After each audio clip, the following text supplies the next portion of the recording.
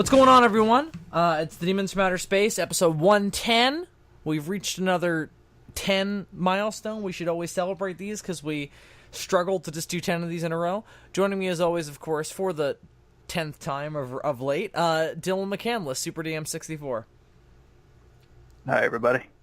So we're doing part 2 of our review of Planet of the Apes, Tales from the Forbidden Zone that we started last week. So if you haven't listened to last week's episode, I would recommend you obviously go do that before you jump into this one. But if you don't care, then you don't care. Whatever. I don't care. Everybody else should obviously be familiar with what we're doing. Obviously, we're reviewing all of the individual stories contained in the titular Planet of the Apes anthology that I mentioned up front. And I think I underestimated the last time just how long it would take to talk about all these. Well, yeah, I mean we planned to do this in one go, and then we got 2 hours into it, and we were like, we should probably break this into 2 episodes. We went through 2 hours of podcasting in like the blink of an eye. It was insane. And more than that, we only got halfway through the book. Like, we only did 8 stories, and we still have 1, 2, 3, 4, 5, 6, 7, 8. Yeah, we have 8. I mean, we have 8 left, obviously, since we cut it off halfway. So, want to just get back into it so that way we don't make this any longer than it needs to be? Fuck yeah. All right. So as we teased at the end of last week, the first story that we're going to talk about tonight is, as I described it in my notes, again, as I said last week, it's called The Unknown Ape. It is Crisis on Infinite Apes, as Caesar leads a time-traveling army to stop the destruction of the animated Planet of the Apes timeline, or their world, more specifically. That's a fucking mouthful and kind of complicated. I mean, would that make any sense to you had you not read the story? I don't know. Well, already you're slightly wrong How in am I your slightly description. wrong? In that Caesar didn't set out to stop the destruction of the animated timeline. He was trying to set out to stop the destruction of his timeline. No, right. No, he ended up there. But what he's doing in the story is saving their world. Right. Yeah. That's what I meant, and I didn't even mean timeline. I just meant their planet. Yeah. Okay. Gotcha. So, but again, what a mouthful. So, a lot to say about this one. So yeah, Crisis on Infinite Apes is definitely the best way to put it. If you don't know what Crisis on Infinite Earths is, DC not a miniseries, I think it was like a full-on series from like the mid-'80s where they just had every universe of the DC universe, like every element of the multiverse and every character cross over and fight and get involved in some big fucking cosmic tragedy. And then at the end of it, there were only a certain amount of people left. That's kind of what happens here. It's maybe not that complicated, but the basic idea is that it's a bunch of different characters from a bunch of different eras of apes coming together to do something. And that's kind of cool and interesting. But it's a little heavy, especially once you consider what exactly we're crossing over here. So you have, from the Prime universe, from Planet of the Apes' original recipe, and not even really, interestingly. We just pretty much have Caesar and Virgil, no? Oh, and McDonald as well. Right. Yeah. And they're not even technically from original recipe Planet of the Apes timeline, because they're all from the post Cornelius and Zira going back in time version of events. Right, yeah. So, who knows? Then we have from the TV series timeline, which may or may not be the same timeline, we don't know, but from that era of the universe, we have oh god, what's his name? Verdon. Alan Verdon, that's his name. One of the astronauts from the TV series. And I didn't think it was made clear what the fuck he was doing there. Like, he's just kind of hanging out. And then at the end, he decides suddenly that he's going to make a big sacrifice. Did they explain why he joined up with Caesar? Like, how did Caesar get him? And why does he abandon Burke and Galen? And presumably in their timeline. This is why I wanted to reread the story before we talked about it, but unfortunately it didn't wind up being able to. I guarantee to you, my memory's pretty good on it, because it grabbed me, even though I didn't completely love it, as we'll talk about. I enjoyed it a lot, though. It's a pretty wild time. But one thing that bugged me about it was just that they didn't explain enough of what Caesar's whole thing was about. You know, like they got very focused on the immediate problem. Which, this is a short story. It's kind of what you have to do. They all do that in one manner of speaking.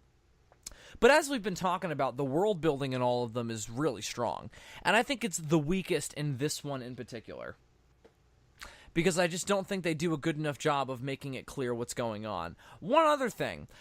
So the other big, different, weird universe that we're crossing into here is obviously the TV series animated, the cartoon Planet of the Apes timeline. That's the universe where all of the action takes place. So the characters from that include Urko, so animated Urko, who's a little different and a lot more simplistic of an asshole.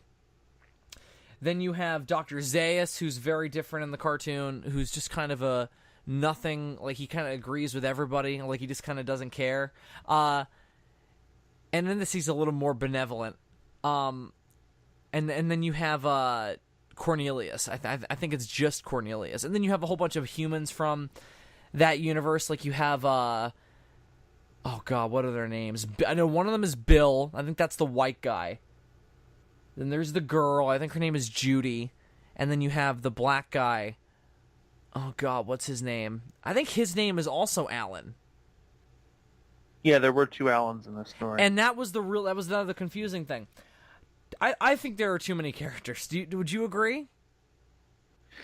Yes, but I think that's just a symptom of what the concept is. Yeah, again, Crisis on Infinite Apes. And it's not like Crisis on Infinite Earths where we go to all these different timelines at some point. It's all...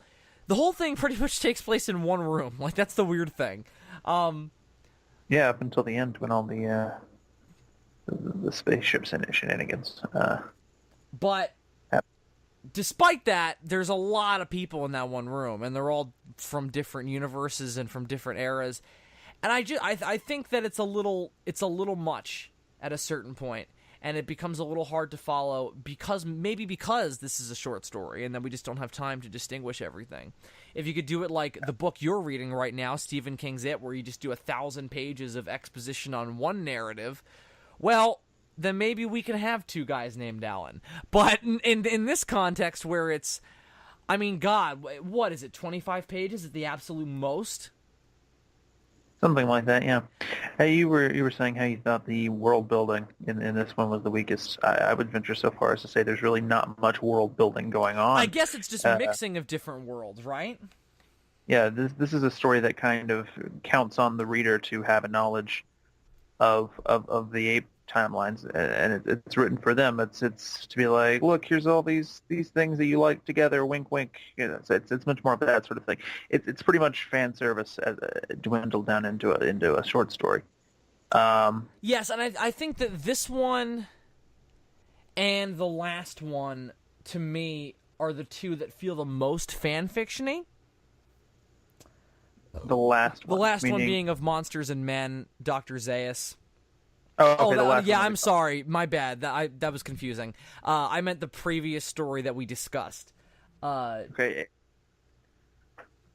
Because that one's got weird dinosaur clones and Jurassic Park analogies, and like this one has a bunch of different apes universes coming together. So I think they feel the most fanfiction-y of the lot to me. This one, yeah. It's better because like it's done for a more interesting reason. The last one, it's like, what? And the last one, I really don't understand what they even meant to achieve. This one, like, I get it, and like, it's kind of what on purpose. Like when Caesar bursts through that door with his army, it's like a big moment. Like it's like, what the fuck? Yeah, like it starts out just being in the animated apes universe, and there's some Beneath parallels going on that are kind of interesting. Well, it's still the animated version of Beneath, except the story is completely different. Yeah. It's just the circumstances are sort of similar. And then suddenly Caesar bursts in, and I don't remember exactly how it's done, but something about the way the author describes it, you kind of know that it's Caesar bursting in, and he has the line from Battle. I mean, no, apes. Well, yeah, that's the thing that makes you go, oh. Well, they also said, well, I think also the thing that makes it clear is it's a chimpanzee holding a gun, and there's only one of them that's really iconically known for doing that. The rest of them are pacifists, and especially in this timeline, or this era, in every version of the timeline. So he yells, "Fight like apes!" and reading it, your jaw kind of hits the floor a little bit. You're like, holy shit! Well, how is this possible? And then that's another thing that I like about the story, is that until about halfway through reading it for the first time, you don't know what the fuck is going on, and then at some point, a light bulb just goes off in your head. And maybe you didn't have this because I kind of spoiled the story a little bit. Yeah, no, not at all. I have nothing. I had nothing of that experience. I was very on. I knew exactly what was going on the whole time. Yeah. See, I. Well, no. I conceptually, I guess I should add, because I didn't know what was going on the whole time. There were some things that confused me. I wish I remembered more things specifically, but Yeah. Yeah. See, I had kind of spoiled some of the details of some of these stories for Bill ahead of time while I was trying to convince him to read this fucking book. Yeah. So he already. I was like, it sounds dumb, and I was like, oh no, it's brilliant. Okay. So he already knew that there was a story involving like a huge crossover between a bunch of different continuities. I, on the other hand, reading it for the first time, like it's just kind of confusing at first because Aldo and first you read Aldo and not Aldo, you immediately read Urko, and you immediately think, oh, live action TV series, but then it's like the details are weird and you're like, oh, maybe this is the cartoon. And then fucking Caesar pops in, and you're just reading and going like, what the fuck is going on here? And then like I said, there's a light bulb moment, and there is a moment in the story where he kind of explains how Caesar came to be there and all the time travel shenanigans that went on. So that's good. Let's explain that. So why does Caesar end up in this animated apes timeline? So the idea is that he has started this time traveling group of people and apes who are trying to prevent the end of the Earth in their world. Or right, he knows about what happened. Which is weird because he must know that Verdun is not from his, or maybe he does know, or maybe Verdun is from his version of the world. Well, that is how our theory goes, isn't it? But see, it's so confusing. See, what's explained is that he obviously knows that the Earth was going to blow up because, as we saw in battle, he has gained access to the recordings of his mother and father from Beneath, from Escape. So he knows that the world gets destroyed in 3950 something, and so he sets out to stop that from happening. There also seems to be a little bit of an ulterior motive going on about how he wants to meet his parents, and then he winds up meeting the animated version of Cornelius. But anyway, so he sets out to stop that from happening. Along the way, he picks up these other characters from these other universes. But what winds up happening is that at the end, they wind up in the wrong universe. They haven't traveled to the future. They haven't traveled to his future. They've traveled to the animated version of the Apes timeline. And better yet, they crash in that world. Like, so they're stuck there.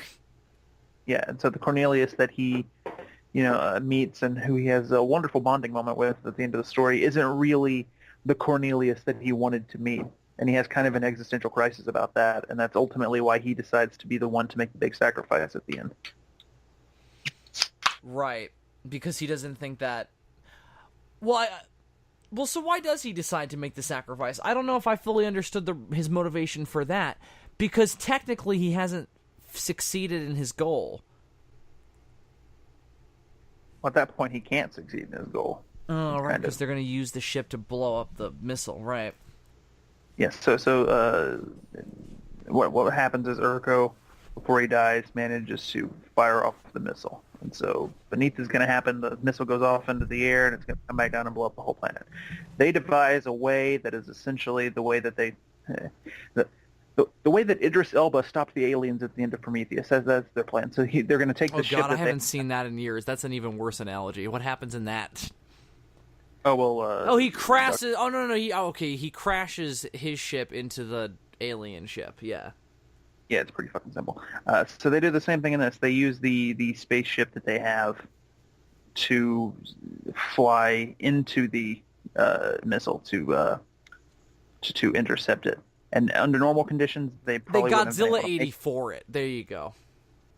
Under normal conditions, they might not have been able to make it, but the missile's flight pattern had become irregular because much like in Beneath the Planet of the Apes, it had been shot up some and there was steam blowing out of it. And so it wasn't Yeah, really they were all flying. probably going to die anyway from the radiation when it was just sitting there spilling out gas. So it wasn't flying in a regular flight pattern. There was a moment where they were like, "Oh, I think we missed it," and then it comes over the horizon, and they realize, "Oh no, it's traveling slower than we calculated because it's all fucked up." And so Caesar slams into it, and Caesar dies, and the world is saved. There's of course a huge GMP that happens when you detonate nuclear weapons. So the ape civilization, which in this universe is closer to the novel, they have electricity and cars and a more advanced military, and they basically are going to go back to the same level as the humans, primitive, which is interesting. Right. Well, and also not really accurate. Like, that's how they describe it, but basically it's just they're not going to have electricity anymore.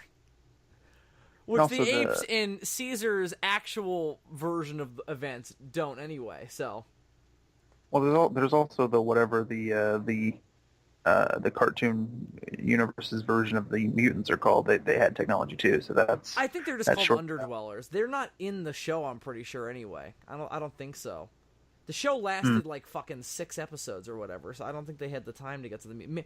I could be very wrong. I haven't seen the whole thing. I watched like a little bit of it, and it's one of the worst things I've ever had the displeasure of trying to sit through, because nothing happens. People literally like stand around as still frames for a while, and then a gorilla will come on screen, yell, blow a horn, and then that's it. Gotcha. So yeah, there's a huge EMP because they're detonating a nuclear device in high altitude, and that tends to happen. And so all the technology on the planet is fried, but everybody's still alive, and sort of now we will start over thing. And there's also one of my favorite, one of the things I really love about the story is, even though obviously the whole idea of this book was to only cover classic ape material, so there's no crossovers with the new movie timeline, there is a mention, a little nod at the end by Virgil of the possibility of other Caesars existing in other timelines, thus giving a little nod to the Andy Serkis version. Yeah, that was cool. I like that a lot. I also liked that Caesar like tricked Verdun, because Verdun was the one who was going to make the sacrifice because he was the best pilot, so that would have made sense. But then Caesar knocks him out and prevents him from doing it. That was an effective reveal. Like, I didn't see that coming at all. So that really worked for me. I really like how Zaius and there's another ape there too who's usually a bad guy. No? Or is it just Zaius and then he just brings Cornelius?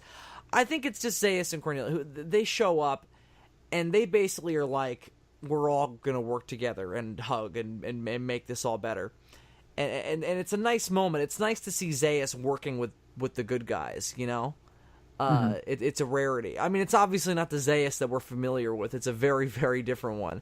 He's kind of more like how we describe him in our fucking our joke version of him, where he's like the mayor from Jaws. He's like, "Oh, there are no men in the water." He's very much so like that. He's like, "There are no men in the water." He's more laid back about it. There are certainly no men in the water. Have you been to the water? Do you even go near the water? I certainly don't.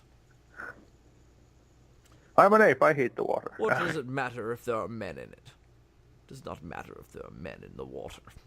And even if there are no men in the water. Saw a thing on TV last night. Apparently, there's this golf course in Australia that has a family of bull sharks living in its pond or its lake because there was a flood at one point, and they got swept so they're over. Trapped in there. Yeah, they got swept over from this river, That's and so now fucking nuts. That is the most dangerous shark on the planet. Like, that's crazy that's on a golf. I mean, obviously, it's not going to bite anybody in the pond because nobody's going to go in there, presumably. Right, as long as if you knock your ball into the lake, then you're not going to go in and get it. That's a water hazard. You're done. Just take the stroke, buddy. It's not worth it. Better get a new fucking ball is all there is. It's like, yeah, you can just walk by this lake and look in, and there's just like fucking fins. That's crazy. I mean, how big is the lake? it was fairly decent size, and I mean there were fish So in obviously there and enough everything. room for 5 fucking bull sharks to live in it. They probably, I mean, how many? I mean, they can't last in there for long. I mean, because there's not going to be enough food. It seems like the golf course was probably like built around the lake. You know what I mean? So it's like a natural like pretty good sized lake. It's not like they just like dug out a little hole in the middle and filled it with But water. yeah, like that's what I was thinking. Like it's just like a little pond that like it's like a little water hazard. There are big Yeah. lakes on golf courses though, but usually they don't. Like it's not like the whole golf course is built around the lake. Like usually it's just like a piece of it, you know. Yeah. But it doesn't seem like it's like that. It seems like it's. This has nothing to do with Planet of the Apes. Back to the book. So another thing, because I feel like I've been a little more negative than you have. Another thing that I liked was that there's a really good. The author does a good job of explaining and making it interesting what's going on with Urko in the animated version of the universe. Like what his deal is, like the fact that he's not cool with any other apes anymore. He's kind of just his own rogue military leader, which is kind of interesting. Hmm. I don't think we've ever seen that before. Like, I guess Aldo in Battle. I guess that's his closest comparison point is Aldo from Battle, and intelligence-wise, he lines up more with Aldo in Battle as well. He strikes me as kind of a mix between Aldo and Ursus. It's a good way to put it. Yeah, and he's not really the live action Urko at all, because the live action Urko is a lot more reserved and more kind of thoughtful. Mm-hmm. Whereas Ursus and Aldo are more kind of kill, kill, kill. You know? Although I would say Ursus is closer to Urko than he is to Aldo. Anyway, this is not important. So, I don't know, man. I really liked it. I thought another really... I thought another reference that I knew about from the show that was maybe a little confusing was Brent. So the idea is that there was another astronaut that crashed on the Apes world who was Nova's father, that version of Nova, and I think the idea is that he is a relative of Brent from Beneath. That seems to be the implication in this anyway. Huh, I don't remember that.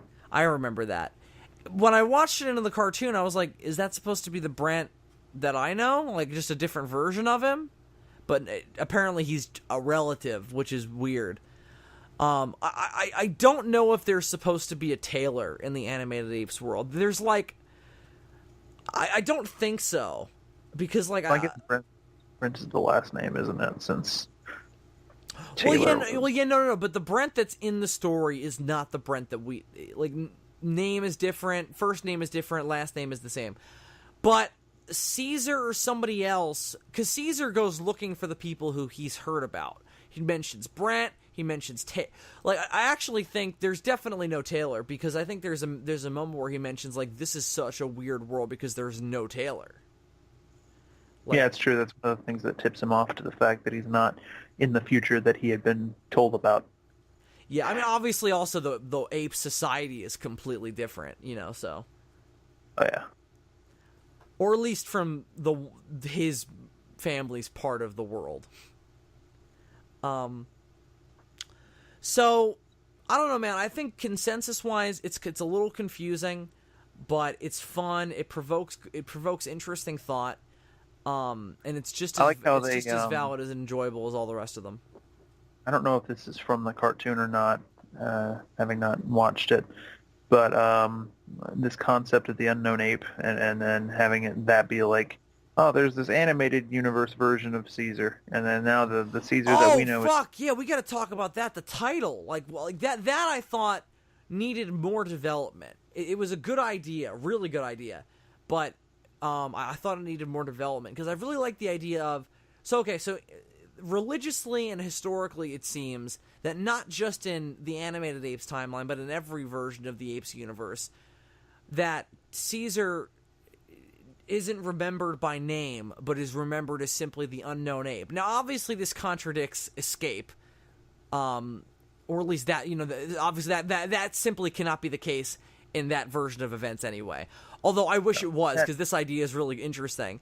But rather that in the original Caesar's name... timeline is very clearly supposed to be Aldo who Yes, started the revolution. but the idea seems to be that the ape who did it, the name gets struck from memory, because the lawgiver is the one who matters. He's the one who gave apes divine spirit. He doesn't want the apes to remember that they were at one point enslaved, you know? Right. Although there is also... Caesar is mentioned in... I think we talked about this last time. Caesar is mentioned in that first Cornelius story at the beginning of the book. They had gone looking for the tomb of Caesar.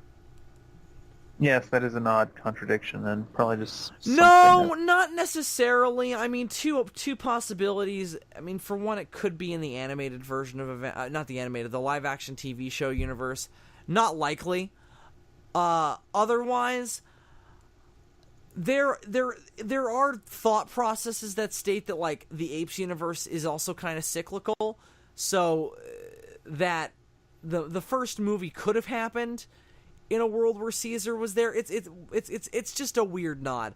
I do like the idea that maybe it was cyclical, and that in a weird way Taylor was sort of responsible for what he had come back to, indirectly.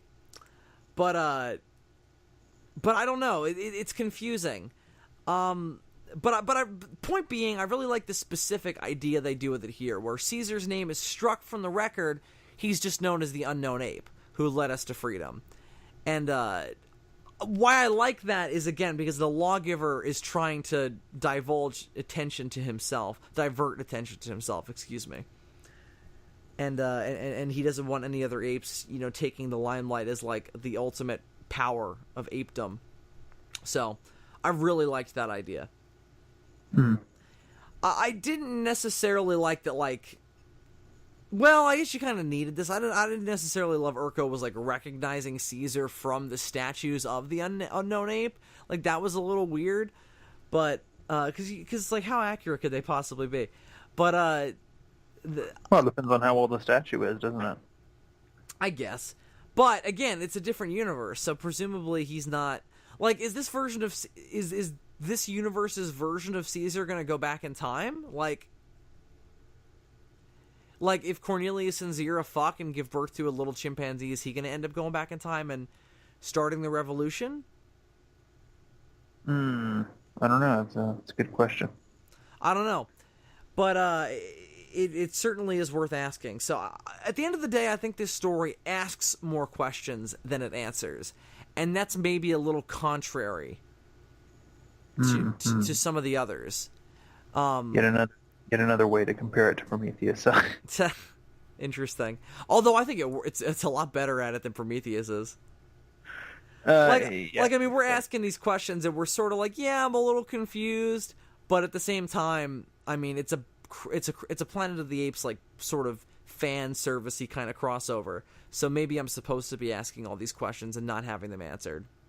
Well, the thing I love about it is that it's just fucking insane. It's a fucking crazy ass story. It's not boring. It's a wild ride. There's never a dull moment. I mean, who wrote this damn thing? Andrew E.C. Gaska. Good on you, man. Was no idea who you are, but good on you. That was something. Something else. So Dylan, why don't we move on? We spent a lot of time on that one. So Silenced.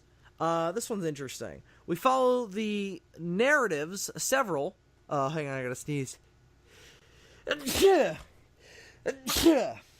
Wow. Oh, damn. That was transcended there. We follow the narratives of a line of human women, a whole family, spanning history from the day of Taylor's launch to Doomsday, when the Earth blows up. What another insane one. I was describing this story to you, you had not quite a very favorable reaction to the twist that's near the end. So having now read it yourself, what did you think? So the twist that you mentioned, we're not caring about spoiling these obviously, is that the mutants are pulling genetic memories out of Nova and reliving a bunch of experiences of women who she's related to from her past, which go all the way back to Taylor, somebody who knew Taylor. So here's the thing: it's not that idea that I find dumb, because that's obviously a nod to the Pierre Boulle novel. Like, we talked about that in our review of that. Like, they do that exact idea is in that novel. It's just the motivator for it is different. Right. However, that's not what bugs me. I don't like that Nova and Taylor are, like, predestined for some reason to be together. That's really stupid. Like, well, is it predestination, or is it just a huge coincidence? Obviously, it's a huge coincidence, but it's still a huge coincidence. Like, I don't like... No, but you see what I mean by destiny, though? Like, now whenever you go back to that movie, like the first movie, I mean, unless you don't count it as your headcanon, but now I will never be able to go back to the first movie and not think, like, oh, so she's like... Or I remember that story where they explain that she's related to some girl who fucked Taylor right before he left the Earth and was all salty to her. And also, what bugs me about it is that Taylor connects with Nova, sort of, because he acknowledges that he can't, and it doesn't matter even if he did, interact with her in the way that he did all those women on Earth, you know? Like, he would just fuck them and move on. So, but the woman he was with, who Nova is related to, is the best example of that. So, do you think it's also possible, though, if you're viewing the first movie in the context of this story, that part of the reason that Taylor finds himself drawn to Nova is also a sense of, even if he's not consciously aware of it, he didn't like this girl, though. The girl that Nova was related to. Even if he didn't like her, just because she's familiar, I guess. Familiarity, and at that point he doesn't even know that it's his Earth, so it's even strange. Yeah, but Dylan, there's a moment where he's like, "Oh, you're the only girl in town." It strikes me as just this grand cosmic happenstance in the original movie that these two have just kind of like, "Oh, well, this is who I'm with." So this is not because I know her from my past, but because she's vaguely familiar in the context of what's going on here. But at the same time, I will acknowledge that, you know, Taylor and her kind of like click instantly when they first see each other. So sure, that element of it of like, oh, he's familiar with her because she's related to somebody he knew. Like, fine, whatever. Like, I think it's totally unconscious, but I think that's supposed to be the idea that, like, part of the reason that he, you know, connects with her more than any other human that he meets in this future, because she's sort of a doorway to him for, like, caring about the human race. That's sort of his arc in the first movie. Part of it could be this unconscious familiarity with somebody who he doesn't even realize he's on the same planet that he had left. So for him, it would seem, you know, crazy to even think, oh, this is like that one chick that I banged. But you know what I mean? It would be something, again, unconscious, something sort of magnetic. Sure, you know no, what I mean? I get it, and that's fine. But I don't need that. Like, it's not necessary to me. I don't really like it. I think the first movie works so much better as just like this. They're this weird cosmic happenstance, Adam and Eve type of thing. You know, I don't need them to be like predestined to be together because Taylor fucked her great grandmother. You know. Here's another thing. It may be Nova simply because the author had this idea of genetic memories and wanted to have a character who the mutants are probing genetic memories out of. Why couldn't they just be doing an experiment on a random human then? That's a good question. Like, fine. Like, if it has to be Nova, that's fine. I'm just saying don't have... And I really like that bit of the story. See, here's the thing. Ultimately, it doesn't really matter because the story is still really good and really interesting.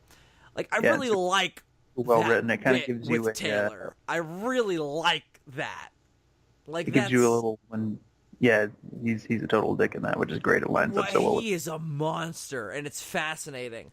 Like it's really, it gives you this really different perspective on him that we didn't get to see in the first movie, because he never interacts with a girl before Nova. Like we don't see him interact with Stuart. Like she dies before, we see him talk to anybody. Like he's just by himself initially.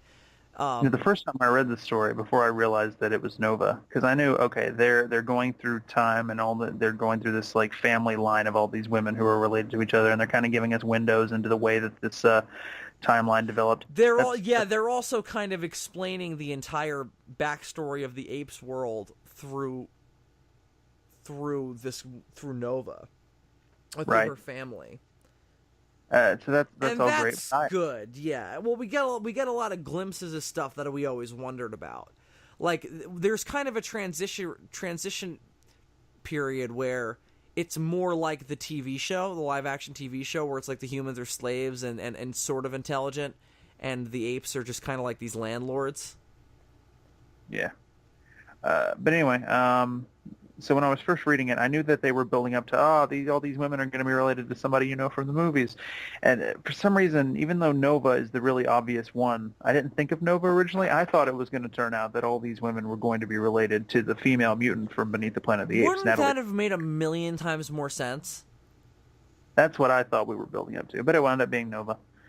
I think that would have made a million times more sense.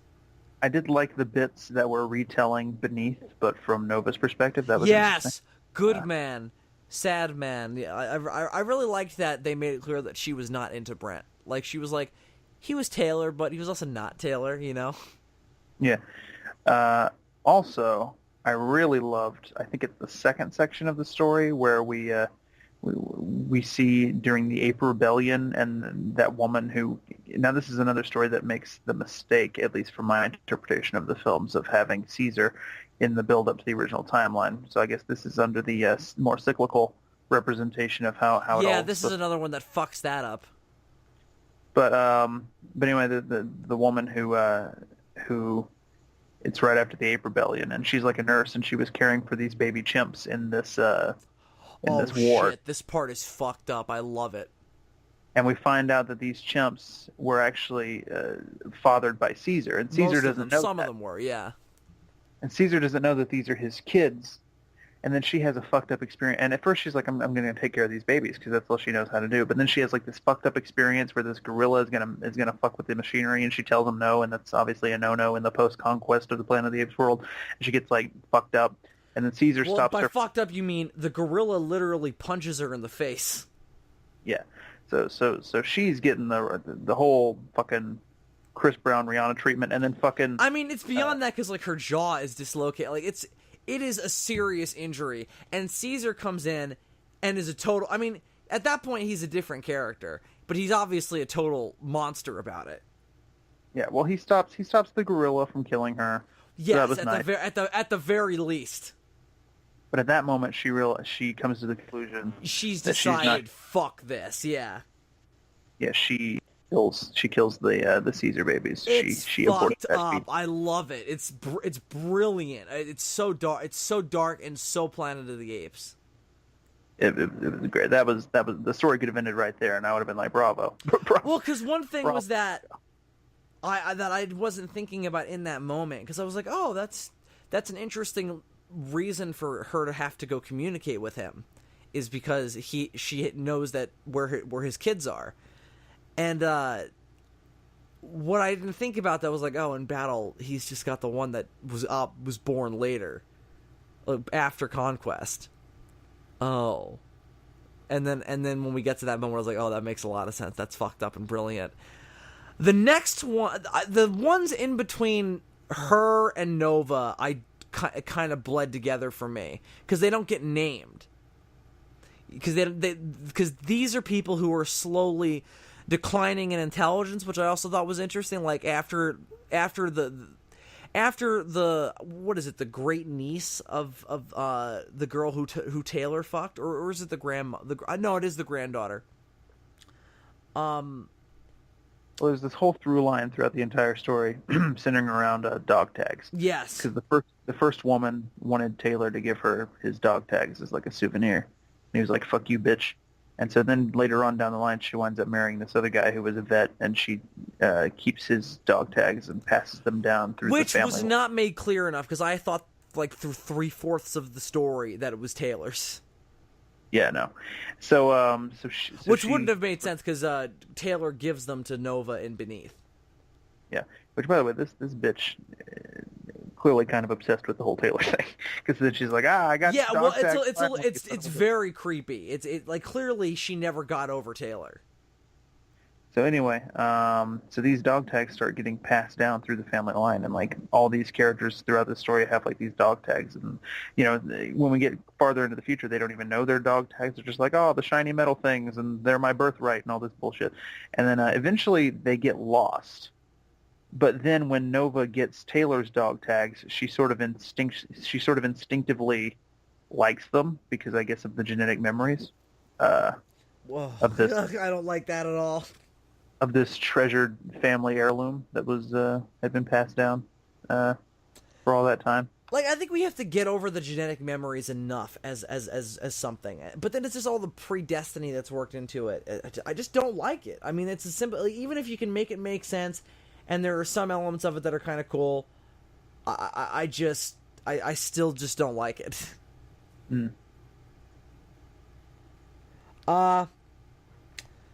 So again, the ones in between the second little bit where it's about the conquest timeline, and then connecting it to Nova, like, I liked all of it, but it just bled together. Like, again, there's a lot of stuff about humans. It's basically the decline of human intelligence, and the best thing about it is that the POV is described through, like, slowly less intelligent people. Yeah, that is great. The way he sort of gradually dumbs them down. Yes, it's really interesting, and it works well. But there were a few dumb things about this one that I didn't love, and all in all, definitely not one of my favorites. But it's got some of the most interesting stuff in it. Yeah, I would agree. In particular, that Taylor, the interactions with Taylor early on are just so fucking interesting. I would agree. Not one of the best stories in the book. It's sort of middle ground, I think. I wasn't bothered by the Nova thing as much as you were, but I get it. But yeah. This next one is also a little weird, in that it also kind of contradicts things that we may have thought. So okay, so the next one is, who is this man and what sort of devil is he? And this one takes place in the live action TV show universe. It's about Urko recovering from wounds he received early on during the TV show in like the first 2 episodes. Both physical and psychological. The physical being he was involved in a cave-in, and then the psychological being that he's recently learned that humans were once in command of the earth, and that they kept apes in cages and put them in circuses and stuff. He learned that while he was... I've actually seen this episode of the TV show where there was a cave-in... where like he and Verdon were somehow trapped in a cave together, and it turns out to not be a cave, it's a subway tunnel, and there's a poster up in the subway tunnel of a gorilla in a cage, and a child is handing it a banana. It's a poster for a circus, and this is where Urko learns that humans were once in command of the earth and all that. And this is also where Verdon learns that this is his earth, and they both kind of have this simultaneous fucked up realization. Great episode. And you can tell that episode really captured the imagination of the author writing this particular story. I wasn't entirely sure. I mean, I was kind of sure because of how specific it got, but I wasn't entirely sure if that had actually happened in the show before. But that's nice, and I like that there was a very direct reference to something that happened in the show like that. I loved this one. I mean, there was one element of it that I didn't love. Everything else I did love. The relationship between Urko and his son is amazing, because we don't get that kind of glimpse into a gorilla character at all in the main series, you know? Like, they're always very stereotypical, and they're all the same. They're all military commandos. And so is he, but he's got a third dimension to him, though, of, like, we get a glimpse of his home life. He kind of becomes the best and most developed gorilla character in the entire original timeline on principle. Or not original timeline, but just the whole original, like, you know, world. Because of this story, you know? Mm-hmm. Like, it's really, really, really good. I love how his son is sort of more in line with a chimpanzee's mindset, and Urko is desperately trying to prevent him from maintaining that. And it's because he deems this sympathy for humans and this sympathy for, you know, just anything not ape to be dangerous, like to lead to the end of people, you know, the end of people, the end of apedom. So it feels very of the times that the original movies were made too. It kind of feels like a conservative father in like the 70s trying to totally like raising his hippie son. Sure, yeah, that makes a lot of sense. It's so interesting. Also because like he's not a dick either. He's a very strict, very stern, but also like he's not an idiot. Like he also knows that he's like he doesn't want to alienate his son, so he's trying to understand and trying to properly get through to him. It's interesting and really good and really well conceived and well written, and it makes me like Urko a lot. So is there anything else you want? Oh, we had pretty much just started on this one. So where were we, though? So I like the relationship between Urko and his son a lot. I like his wife a lot as well. She was different than I expected. Mm-hmm. Very level-headed, you know, very rational. It's interesting just to see an ape home life, isn't it? Like, we've never really gotten a good glimpse at that before, either. Like, a little bit of Cornelius and Zira in the first movie and a little bit in Beneath, but nothing to the extent that we get here. Right, yeah. How did you feel about that? I liked that a lot. I mean, yeah, it was. It's interesting to see, like, it's more of a normal home life than I think a human equivalent of Urko could have, because, you know, Urko is a military commander, or I guess he's the chief of security. He's not technically like a military commander. Well, he is, but I mean that's what they are in the ape society. But because he's not, like, going off to war every month and leading a fucking army, although recently he has been because of the astronauts, but he can he kind of plays it more as a 9 to 5 job than he does, like, you know, a proper, like, oh, he goes off for like a year and then we see him occasionally, you know? Yeah.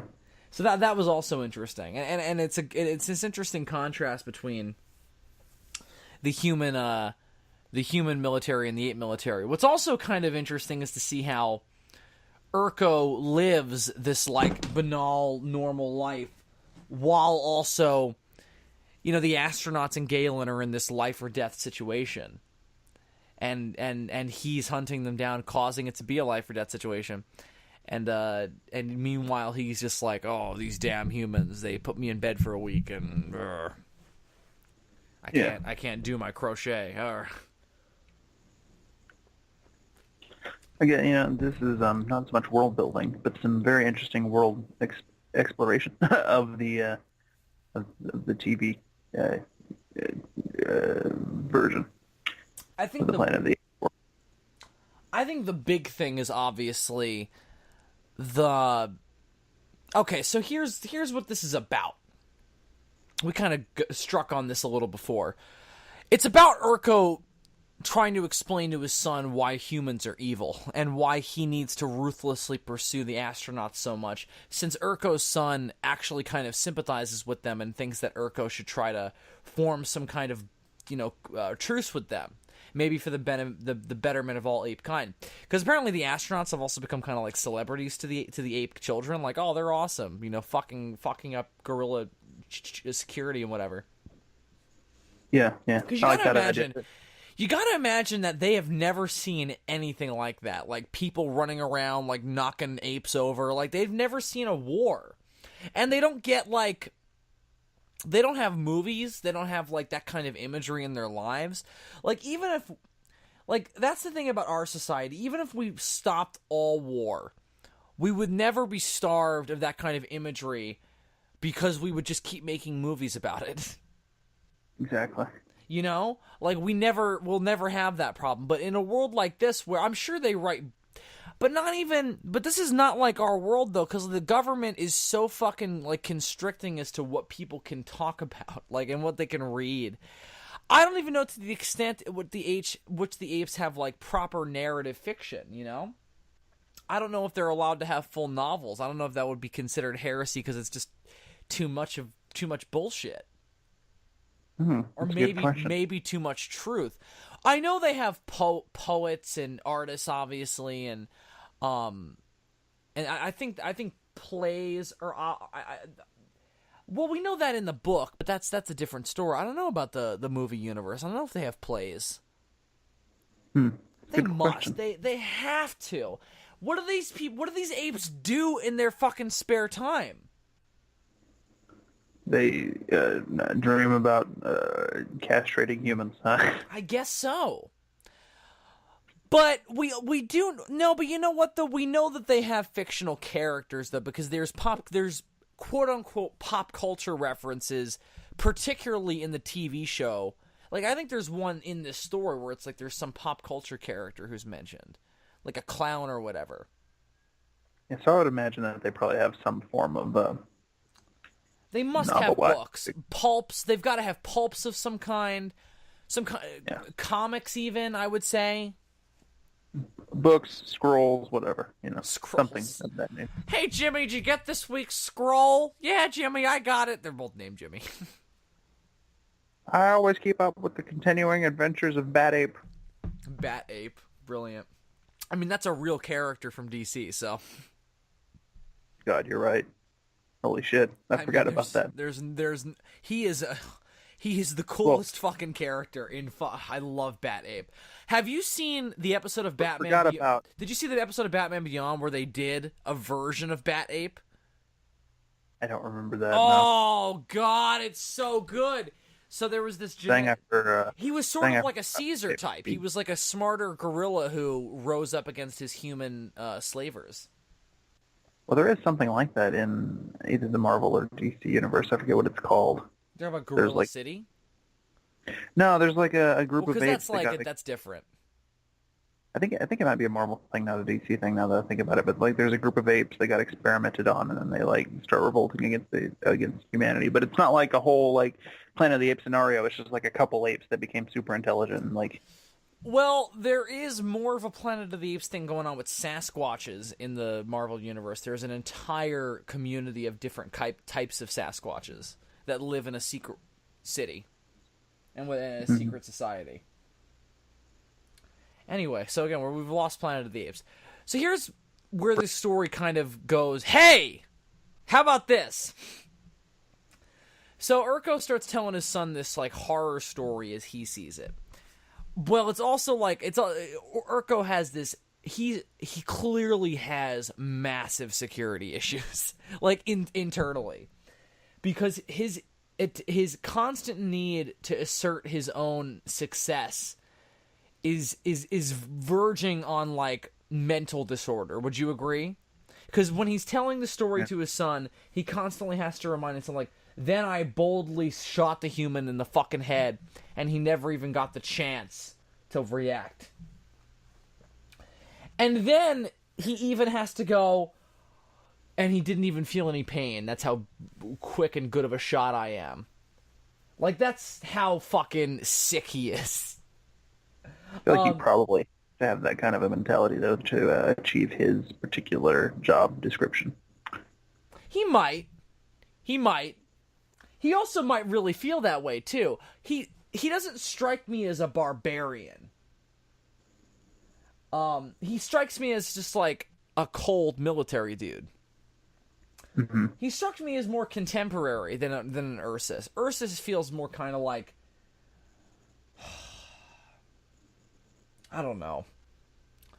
I guess Ursus feels more like, Ursus to me almost feels more like Ape Churchill.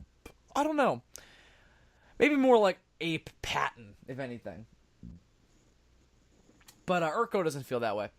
So Ape Patton's probably a good comparison. So fucking the point I'm trying to make here. Urko tells his son this story about how a bunch of other human astronauts had at one point crashed on Earth. That this is not the first time this has happened. And it seems to sort of be a replacement for Taylor, because Zira shows up and Dr. Zaius shows up. This is before Dr. Zaius was a mayor. Like he's like a mayor, or like a kind of the leader of a city in this version. He's a counselor Zaius. He's not a doctor, or at least he was a doctor in his past.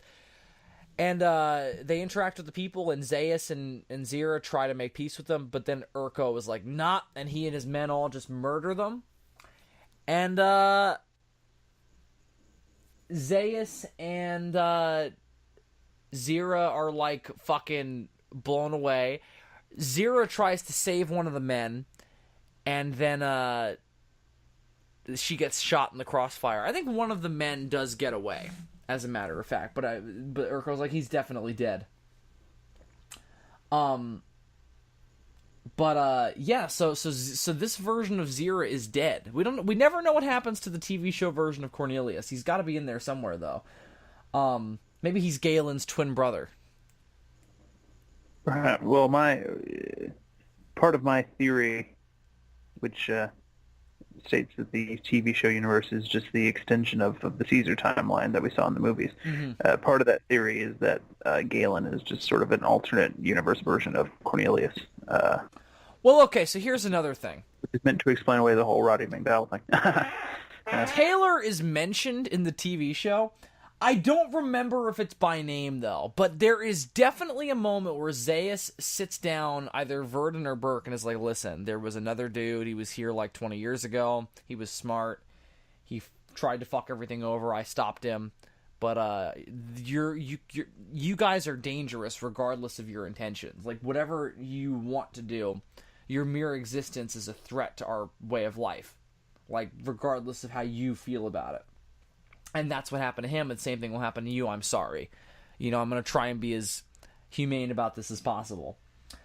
Now, again, even if I don't remember if specifically he goes, Taylor, but I think he does.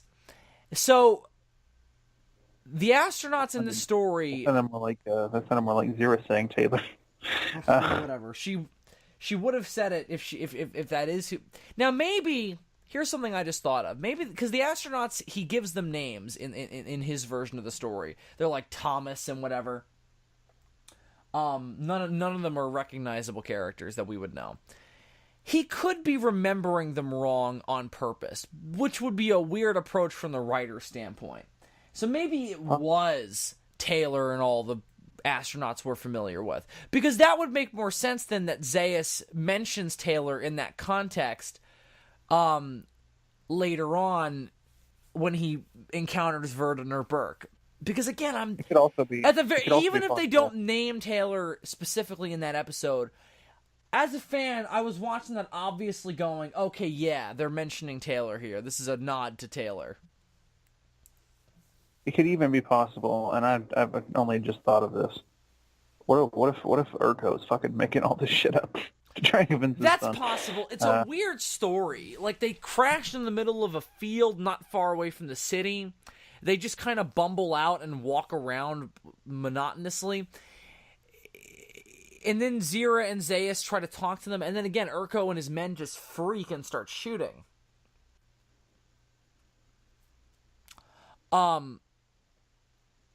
So, I don't know if I loved that part of it. Because the story that Urko tells him, just I don't know if I buy it, or I just don't understand completely if I'm supposed to buy it. I just don't know what's going on, you know? Like I just simply do not know what's going on, and I wish I did. So I really like that Zira gets shot, though. It's a little, maybe it's supposed to be like a parallel to what happens to that other chimp in the earlier story where she gets killed by all the gorillas because she likes humans. But I thought of that as well. So I really like this one, though. How about you? I like it a lot. I like all of the ones in this book actually that are set in the TV show They're timeline. all particularly great, aren't they? Which is weird because I never particularly liked the TV show. This book has given me a newfound I do like the TV show. Yeah, it's made me want to because I only have vague memories of seeing a few episodes in the distant past. It's made me want to check it out again. Give it another shot. Certainly. So that is saying something for it. Well, why don't we move on, though? Because this one is a doozy. So we're going to move on to Stone Monkey. Set in the Chinese regions of the ape world, a Siamang named Sun is captured by a gorilla warlord, believing him to know ancient secrets of immortality. Now, a Siamang is a Chinese word for a gibbon, right? Or it's a Chinese, species of a gibbon. Yeah. Something like that.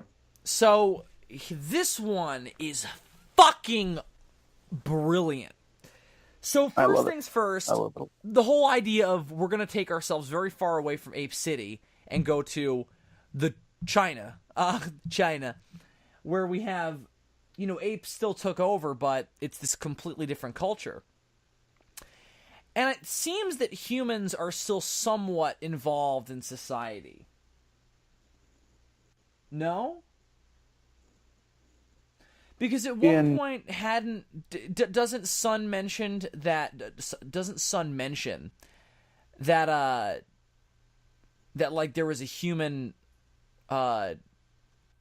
ruler of a human ruler at one point recently, and then the gorilla warlord had just taken over?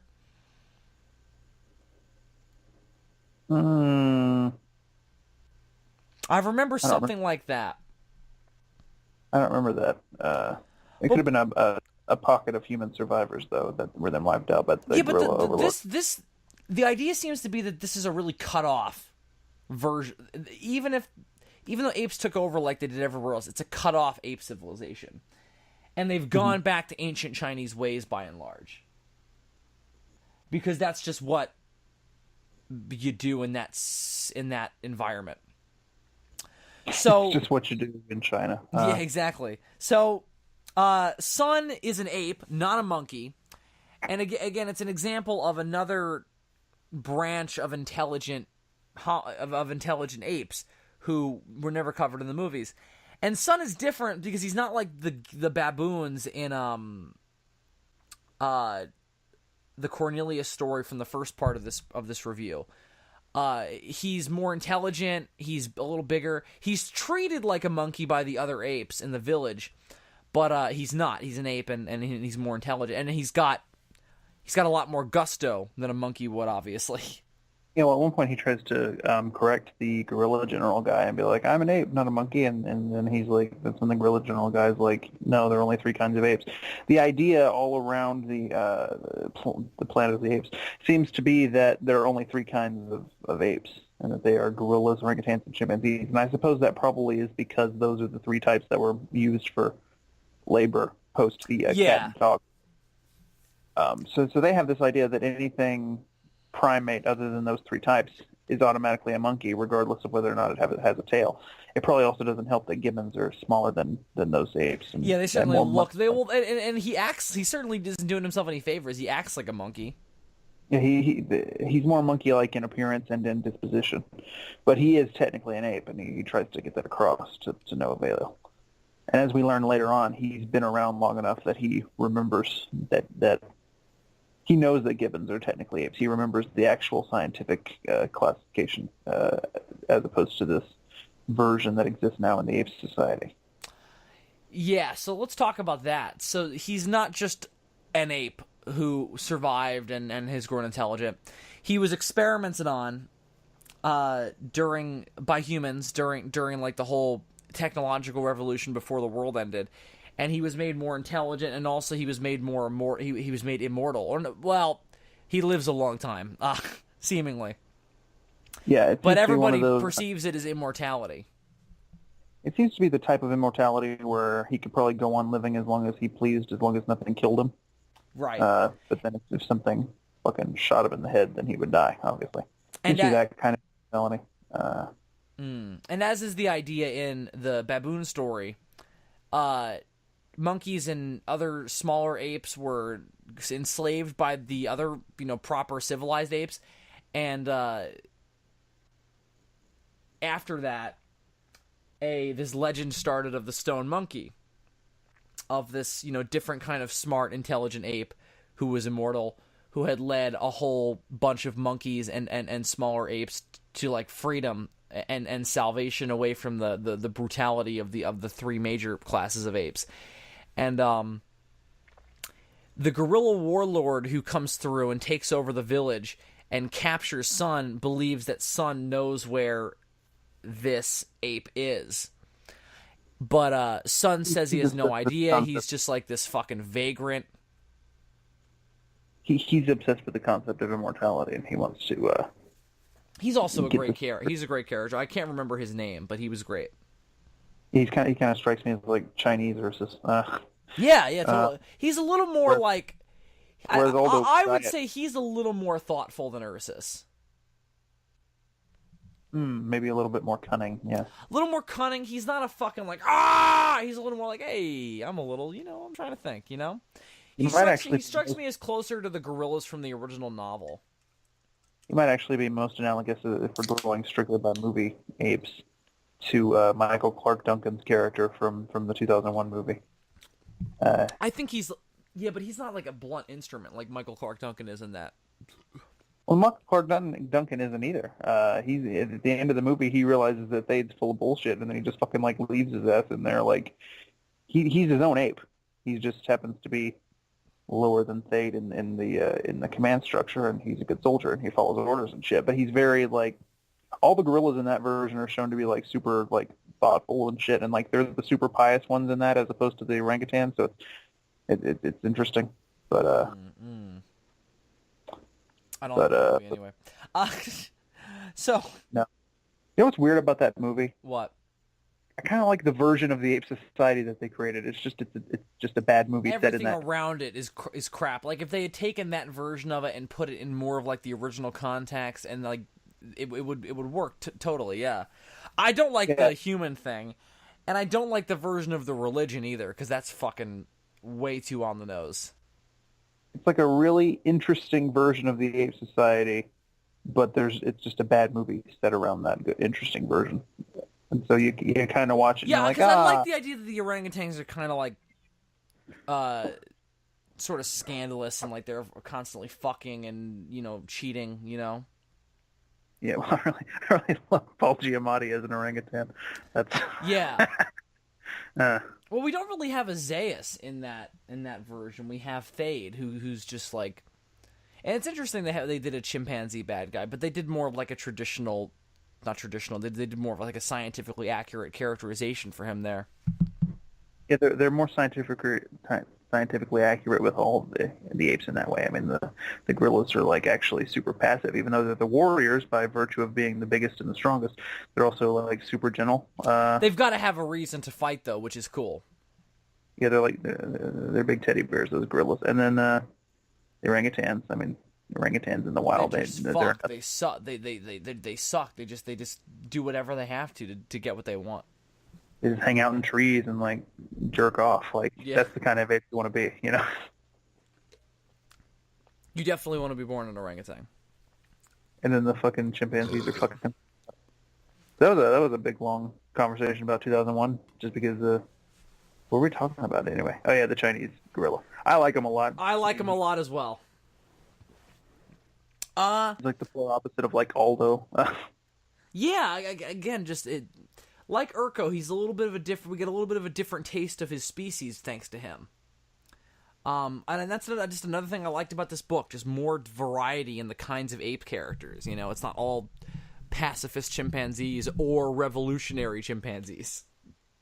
Right. The chimpanzees always have to be the center of attention, and the orangutans always have to be the bad guys.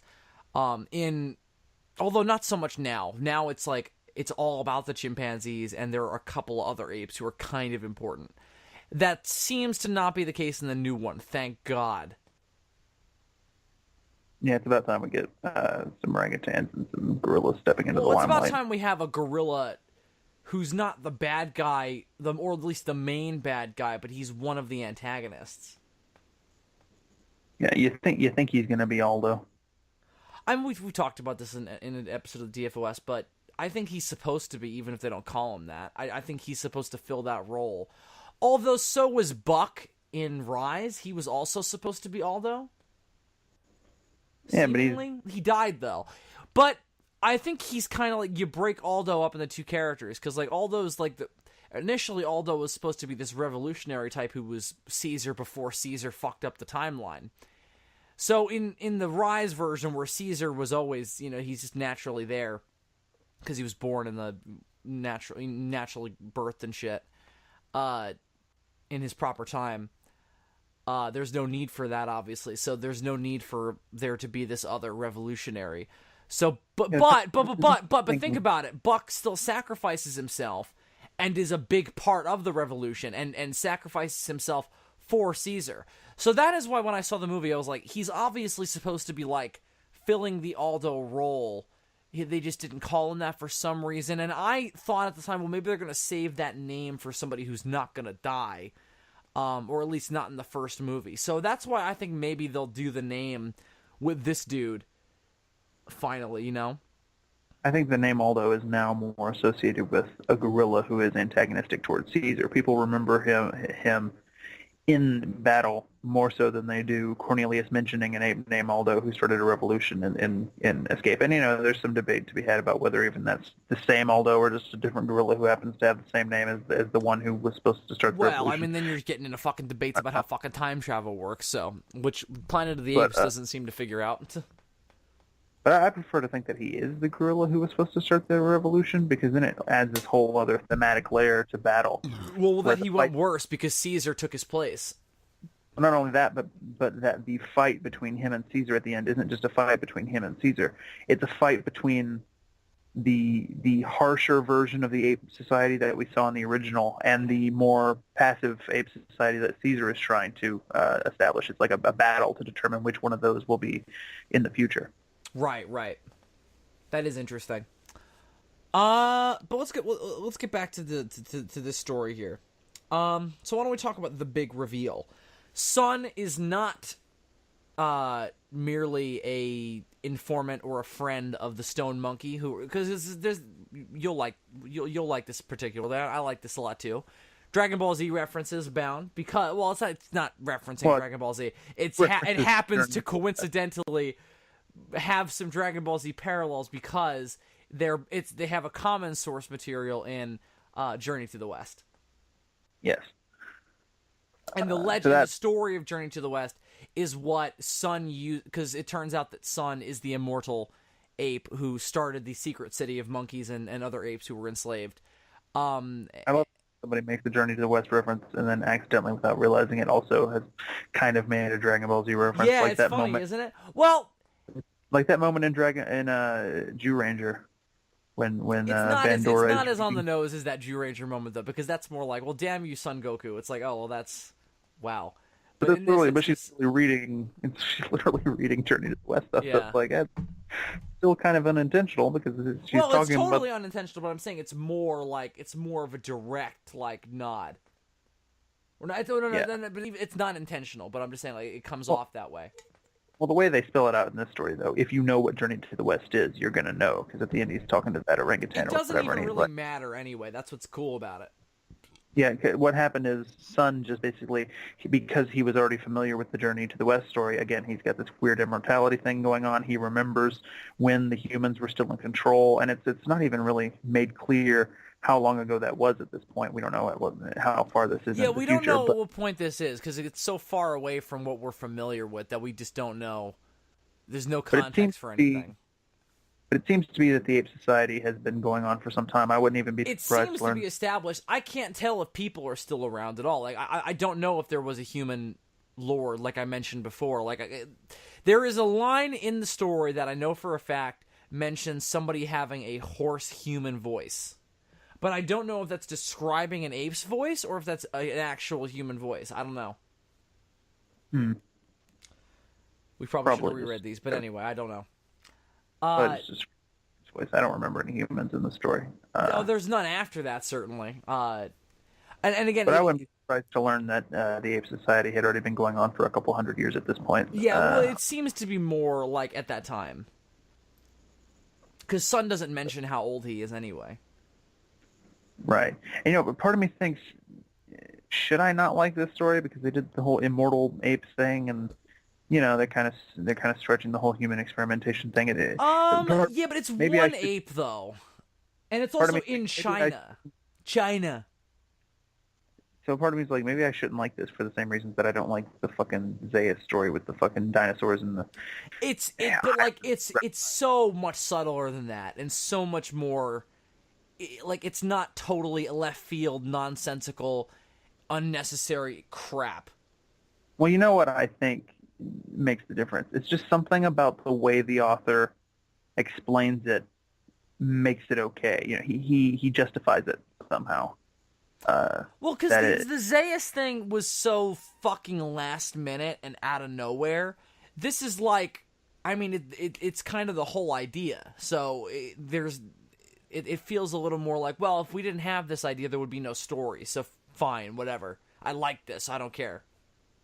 Yeah, I mean, when we were talking about the Zaya story last time, I mentioned a few ways that I would have rewritten the story, and it would still function to the same purpose. Exactly. Well, that's the problem with it, is that it's fine, except that there is just this bizarre thing at the end of it that totally distracts you from everything else that was fine about it. Like the immortality element of Sun is integral to the motivation of every character in the story who has any like purpose in it, So like it does, like, you don't have that whole, well, the rest of it was fine, but that one element was really stupid, because that stupid element, which I don't even think is that stupid in comparison to like an intelligent dinosaur human hybrid, I think it works a lot better, is my point. Also, at the beginning, before the gorilla general comes into the village and captures Sun, I really love the fucking like Tom and Jerry dynamic between Sun and the baker. Well, I like that the baker agrees to make a trap for Sun, for the gorilla warlord, and I like that he feels bad about it, and then Sun totally is a total, he gets him back. It's great. We get some backstory about how Sun had tricked the baker once when he was a kid, and that's like even more of a reason for the baker to hate him, aside from the fact that he's always stealing shit from his bakery. And that's also the first kind of hint that we get in the story that Sun is way older than we thought he was. Yeah, because when I read that, I was like, what? And then later I was like, oh, okay, that makes a lot of sense now. Yeah, because first time reading the story, I mean, I assumed he was like just a young, mischievous ape. That's what I thought, yeah. And at the end, you find out that he's this wise old monkey king. I also had no idea what a siamang was until I realized, oh, wait, at the beginning of the book, they mentioned there were going to be gibbons. There's been no other gibbons, so that must be the gibbon. Yeah. Yeah, I was kind of familiar with the word, but I had to Google siamang to make sure that I was right about what I thought it was. All right, D. Well, that one is fucking brilliant. Oh, one last other thing I wanted to mention. I love the bit where, because again, Sun he hasn't convinced. The gorilla lord is convinced that Sun knows the stone monkey, so he makes him lead him to the Forbidden City. And when they get there, Sun is like, I told you this was a bad idea, because now I have my entire fucking army on my back, and they're not gonna let you leave alive. But he does allow them to leave alive, I think, right? Or does he kill them? I can't remember. I don't remember either. But point being, in that moment, it's a great reveal for when he's like, I am the stone monkey. Yeah, that was But great. I think the idea was that the gorilla couldn't believe that it was not an orangutan or a gorilla or a chimpanzee, because I don't think he had any idea about that at first. He had no idea what kind of ape he was looking for. Well, no, because the whole idea behind the stone monkey is that it's supposed to be a monkey, so he wouldn't have expected it. Oh, okay, right. I'm an idiot. Yeah, my bad.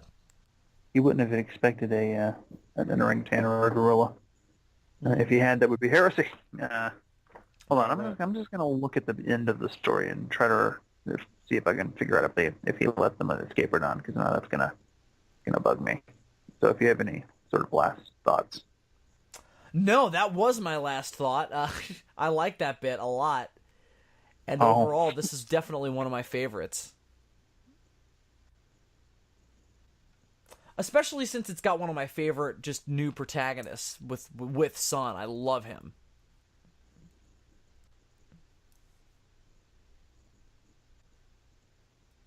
It says right here, it says, so there's a moment where Shore, which is the name of the gorilla warlord, gets angry at Sun because Sun tells him that there's no immortality elixir. He says, you're lying, and his finger twitches on the trigger. Then it says, the roar of 100 guns filled the dome. Oh, okay, there you go. Shore staggered back, his expression one of purest incredulity. The other gorillas turned to flee. 2 made it through the waterfall. None of them made it outside. So all of the gorillas are dead. Okay, I forgot about that. So they do end up murdering them. Which I guess they would have had to, because otherwise they would have gone back and told everybody that they were there. Right, exactly.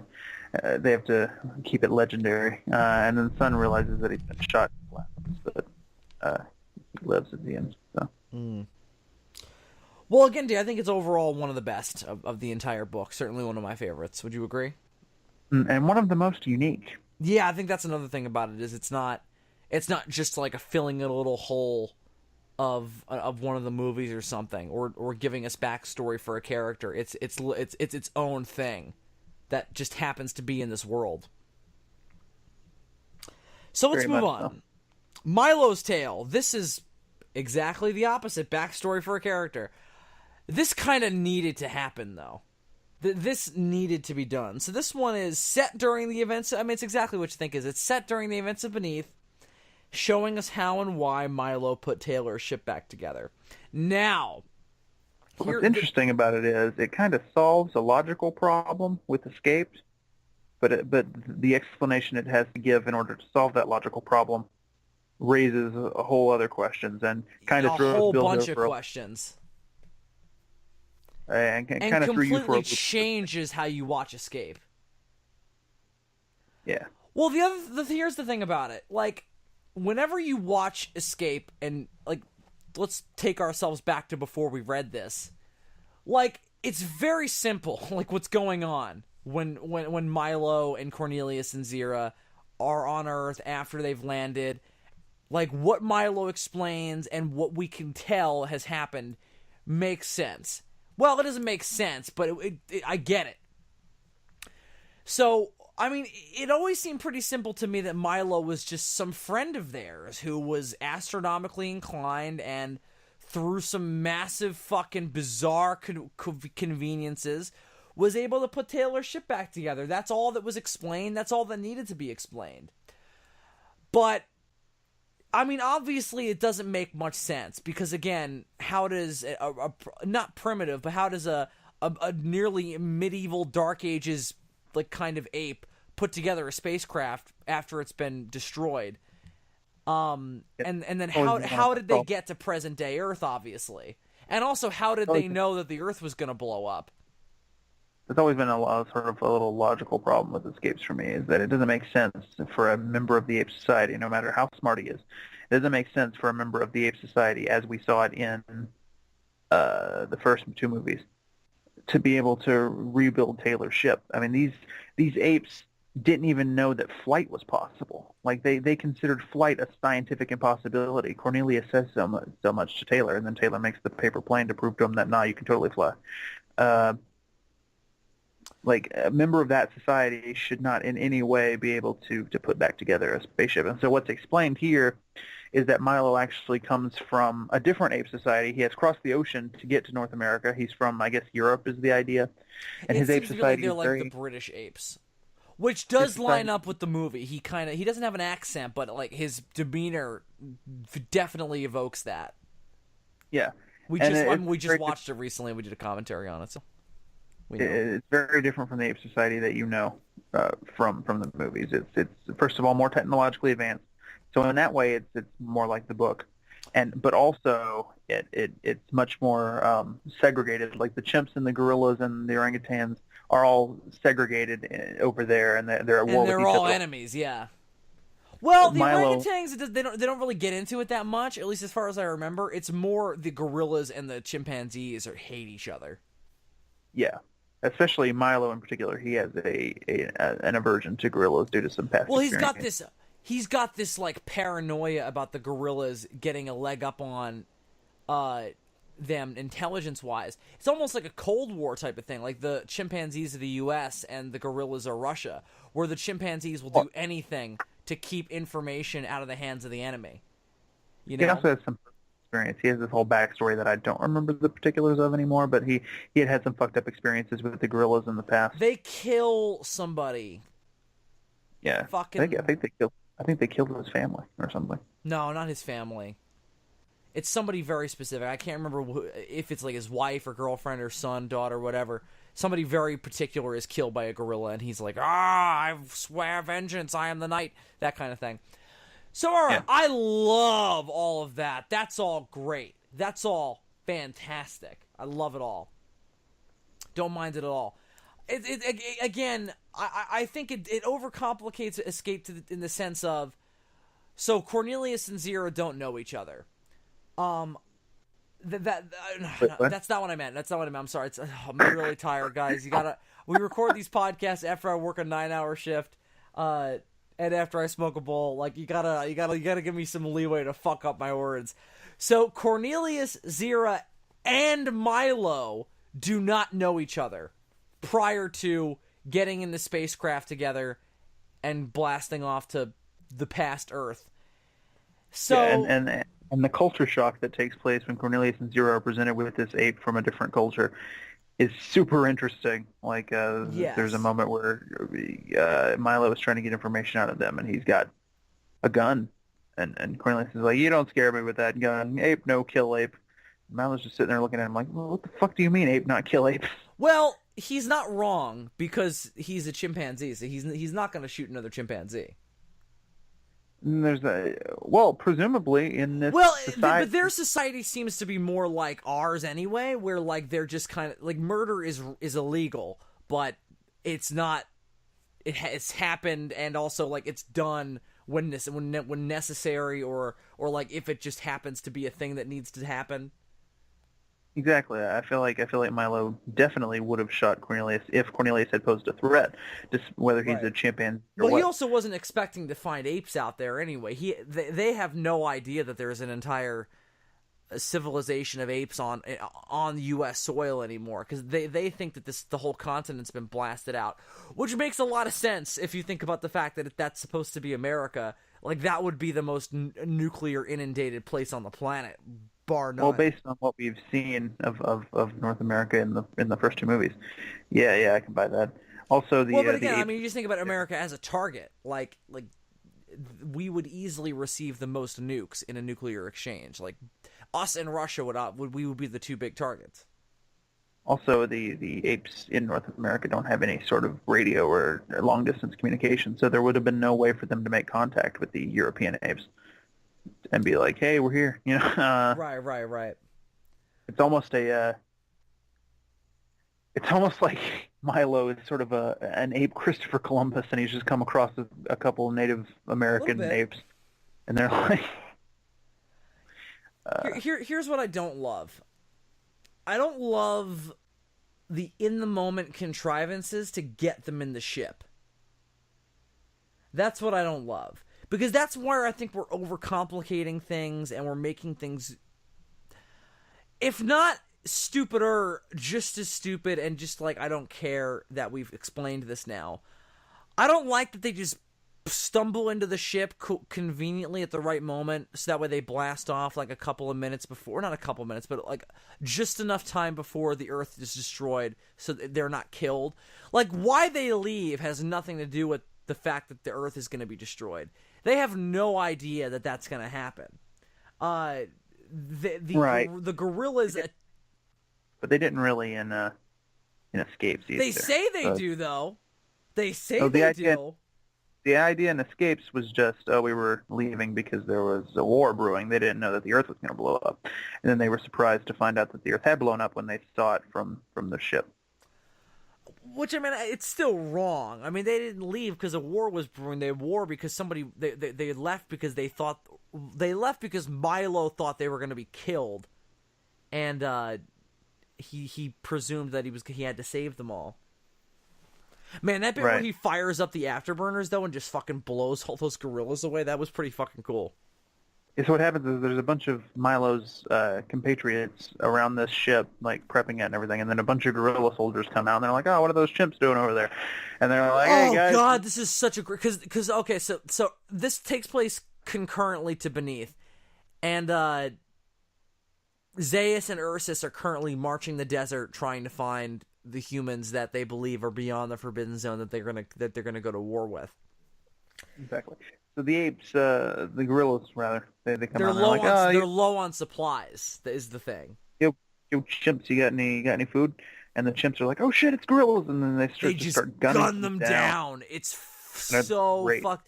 Because it's so like, because when you think about the chimps who do gun them in, like they're so paranoid that the gorillas are gonna kill them first, that they just don't even care that the girl was like, hey man, what's up? Like, how are you guys doing? Like, they're very specific. Like, the gorillas pass them a cheerful greeting and are then gunned down. Like, it's so fucked up. And it definitely doesn't paint a positive picture. It doesn't paint a positive picture of Milo's civilization. I mean, it's fucking brilliant. And it's like, wow. Reading it, I kind of got a flashback to when we were watching Dawn for the first time in theaters, and Maurice tipped the bus over on top of some of Koba's men. And yeah, you were just like, Ape just killed a whole lot of ape. Ape just killed a lot of ape. Well, I think the logic there is the same as when Caesar kills Koba, you know? Oh, yeah, definitely, yeah. I don't question that at all. It is kind of funny, though, because they did introduce that. Well, it's hilarious because it's Maurice. That's why it's funny, because he's the one who was like, ape, not kill ape. Well, and they even had a shot earlier in the movie of him doing the whole, like, teaching the ape younglings, and, like, you see it on the hut. It's, exactly. Written on the hut. Ape, no kill ape. And then he's like, I'm going to kill some ape. Like, a whole lot of ape, yeah. But, you know, that's just another thing I didn't love about it is just the moment-to-moment contrivances to get us in the ship. Like, I like the gorillas invading. I like it all, but it's just like, so conveniently this happens, so that way they're up in space when the bomb goes off. Okay, cool. And again, I just think it overcomplicates things. Like, it was very simple when they dumbly knew that the Earth was going to blow up. Like, yeah, sure, how the fuck did they know that? But whatever, they did, and they acted on it. They did. Yeah. So, like, that makes sense to me. But... No, but they never knew the Earth was going to blow up. That's what I'm trying to tell you. Like, you seem to have this idea. No, I know that they didn't, but I'm saying it seems like they knew that they had to leave. It was a decision that they made. They didn't. It wasn't an accident that they left the planet. That's my point. Okay. That's my whole point. They actively made the decision. We're gonna leave because shit's fucked up down here, and it's time to go.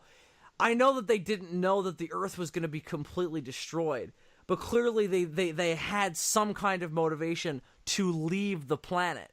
Like, it strikes me while watching that movie that they, like, it was all, like, premeditated, you know? Like it wasn't like it was just, like, this great coincidence that they happened upon the ship and they happened upon Milo and they just happened to get off the planet. Like, it was all premeditated on all their parts. Like, Zira's got luggage. Like, that's why that seems to be the idea. She's got fucking plates and shit. Now. her and Cornelius are on, like, they're going on an expedition into the Forbidden Zone. So I guess that's where they got the luggage. Their luggage is a carryover from that. But still, in the movie, I'm telling you, they wanted to actively leave the Earth, even if they didn't know the Earth was going to blow up. And in this, in this, obviously, that's not the case at all. That's one thing I don't love about this story is that Cornelius and Zero aren't painted in a very good light. They're total idiots. They're just like dumbasses in this story. Because they just don't even seem to... They don't seem to want to question anything. They're just kind of along for the ride. And you know what? That's maybe why Cornelius, I can understand. This is that weird period of his life. This was that weird period of his life where he wasn't Roddy McDowall. Like, he's not at his top game. But Zero, like... Yeah, well, you think the cosmic rays turned him back into Roddy McDowall? Possibly. That's the story we needed in this anthology. I want to know why Cornelius wasn't Roddy McDowall for a second. When we watched Beneath for the commentary, my God, like I had never noticed that that's not Roddy McDowall as much as that viewing. Like it was hysterical.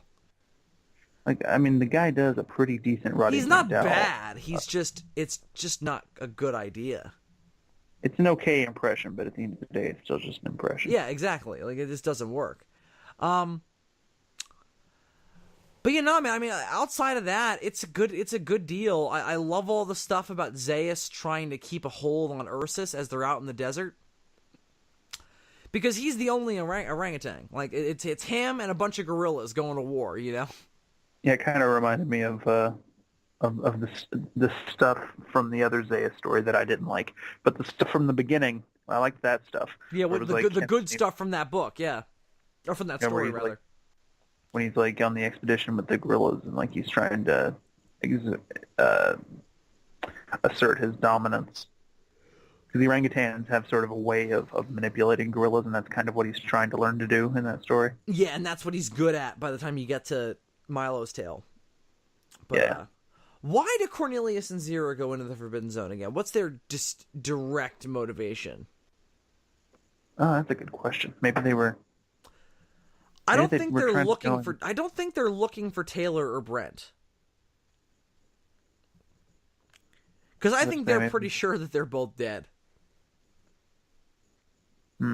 Which is not wrong, just early. I don't remember what the explanation was for that. They're going there for some reason. They're doing something. And that's when they bump into Milo. So I don't know, man. There's a lot of good stuff in this one, but this is just one of those ones where it was an element of the franchise that I thought was just a clunky way to try and fix a plot hole, And maybe we should have just left it as the more sensible plot hole that it was, to me anyway.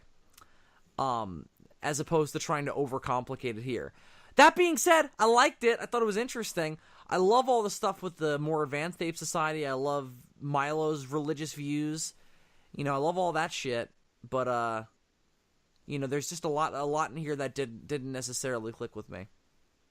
But what else do you want to say before we move on? Hold on. I'm reading the part of the story that's about to explain to me why they go into the Forbidden Zone, I think. Because what happens is Zaius is away and puts Cornelius in charge, basically, of the scientific council. Meaning he can pretty much do whatever he wants. Okay, it's pretty simple. Zira is kind of shaken by the fact that she's now met a second talking human. Because it's kind of harder to dismiss it as a fluke, when there's been two of them. Oh, so that's right. She comes to the same conclusion that Zaius had come to in the first movie, that there must be some sort of tribe of intelligent humans, and she wants to try and find them. Right, because she still doesn't believe that Taylor's from another planet or another time. Well, she doesn't know about the whole other time thing. She just knows another planet. She just thinks another planet. So that's the other thing. They don't figure out that Taylor was telling... Like, they don't even figure out the full ramifications of Taylor's situation until Escape. Exactly. That's so crazy to me. And it's weird because in that movie it kind of seems like they've known all along. Well, You know, no, I guess that's not true. I guess they would have figured out by Beneath. No, they wouldn't have, because Brent, when he went and talked to them, was still under the impression that he was on another planet. He doesn't figure that out until they go underground. exactly. So yeah, they would not have figured, and yeah, they do kind of act like they would have known the whole time. There's a lot of weird inconsistencies with Escape. It's not a perfect movie. This is not a perfect story, so gelling them together is not perfect. But overall, it's all really enjoyable. Honestly, there's all kinds of problems like that throughout the classic franchise. This story is a better character piece for Milo than anything else. That's what it's really good at. Mm-hmm. Yeah. Got a really sense of what he's about as an ape. But with that said, let's move on. So this is another doozy. This is the last one set in the TV show continuity. Message in a Bottle, it's called, set right after the main events of the series. I presume. It's not really explained, but it seems like everything that would have happened in the TV show probably happened. Because obviously that show never got to have a proper conclusion. It just kind of stops. Yeah, and I feel like this almost feels like part one to like a final season. You know what I mean? Yeah, like definitely. If this show got like a Samurai Jack treatment and got brought back all these years later, which would be fucking weird. But if that happened, I mean, it it didn't seem like the guy who played Burke had a very positive like feeling about it when he was talking about it in Behind the Planet of the Apes. Mm-hmm. He seemed kind of like, anyway. Yeah, I'm here. I was punching a monkey in the head. If that impossible hypothetical situation was to ever happen, this would probably be like episode 1 of that final season. Yeah, because it's different. No, it feels a lot like an episode, pretty much like a proper episode of the show, pretty much until like the end, like the last quarter of it. You know, like that would have never happened. They would never have changed the status quo that much. But I feel like the author of this story is almost begging, like, please, let's make another one of these anthologies. Like, I got more of this. It almost seems like he just wanted to do the TV show too, like pretty much.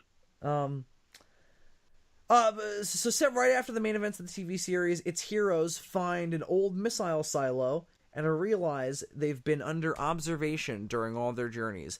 So they find this old missile silo and they come across a recording that was made by some group of people in the present day, not an old ancient recording. That's directed at them specifically, inviting them to come join a colony of people who have actually survived the nuclear holocaust and the apes' rise to power and have started some kind of like paradise where they've now been invited.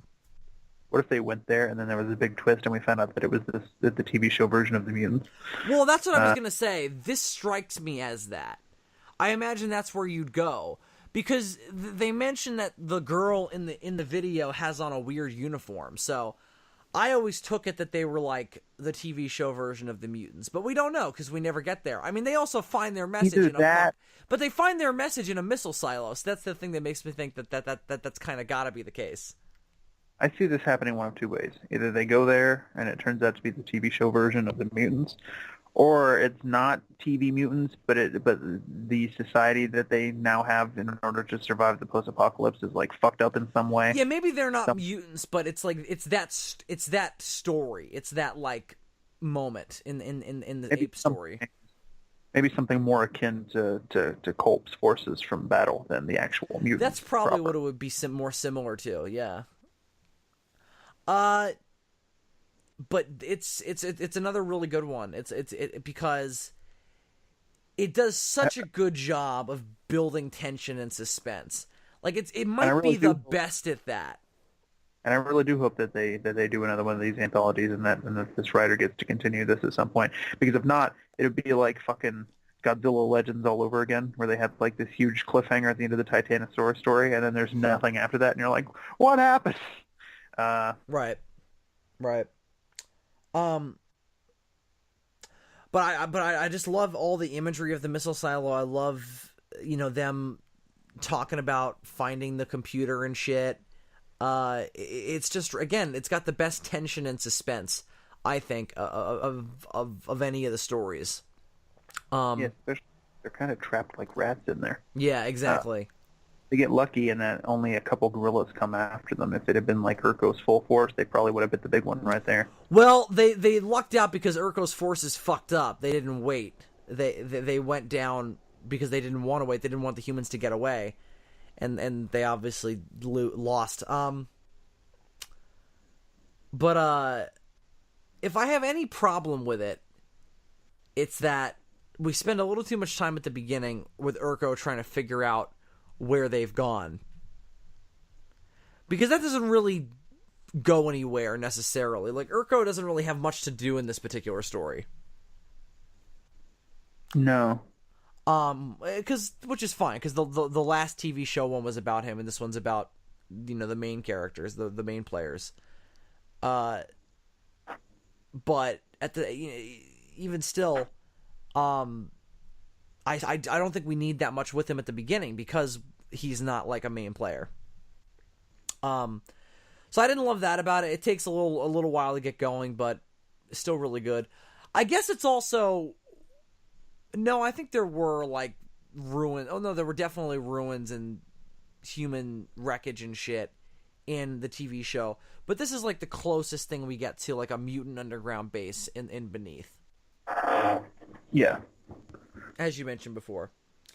But I don't know, man. That's pretty much all I wanted to say about this one. This one's kind of simple. It's just like a really good attempt to put a final cap on the TV show. What do you think? Yeah, definitely. And like I said, I would love to see it continued. Totally. Let's move on to the second to last one. This is another doozy. The King is dead! Long live the King.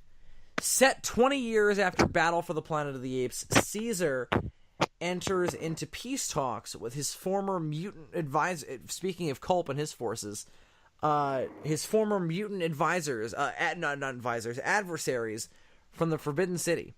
So, okay. So the idea here is that this is on the anniversary of the battle in Battle for the Planet of the Apes. Like, that's the idea. And on this anniversary, Caesar decides, okay, maybe it's time to go seek out the mutants in the Forbidden City, this constantly looming threat that may or may not come bite our ass one day, and make things cool with them so that way we don't have to worry about it anymore. Like, we won't have to worry about them coming back to bite us in the ass one day. So Caesar asks his son, who's obviously not Cornelius from Battle because he's dead. I think his name is Brutus.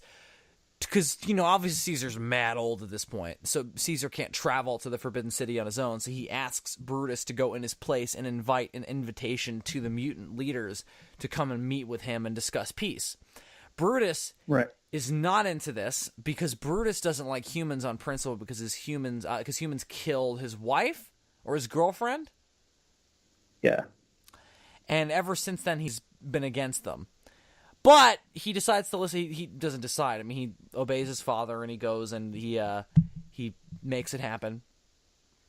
The mutants seem a little surprised, but the mutant leader is all about it, and he shows up at Ape City and he's like, "What up, Caesar? I've been meaning to do this too, bruh. Like, oh my god, I didn't even hate you back then. I was against invading Ape City." So I mean, obviously, the mutant society has started to become the sort of it's starting to become exactly like Beneath. It's all non-violent and whatnot. Yeah, and they've started more directly worshiping the bomb as a god. Like that was, I think they were at that point already in Battle, but it's not as overt. And they're obviously not against killing at that point. No. They kind of started a war, which you can't really do if you're against killing. Which I really like that the motivation for their religious beliefs are that war. That makes a lot of sense. Mm-hmm. I mean, in the original timeline, it always made sense to me that it was the nuclear war that did that. But I like that there's more of a direct thing that they did personally that motivated that mentality. It's, again, just different motivations in the timeline and the different timelines. Right. So then things go bad. Things go really bad. So Things go about as bad as they could go. Yeah, they really do. So at first, the problem is simply that the mutant leader's son does not like apes. Because what we learn is that most of the mutants were escaped slaves of Caesar's, and that they had helped build Ape City.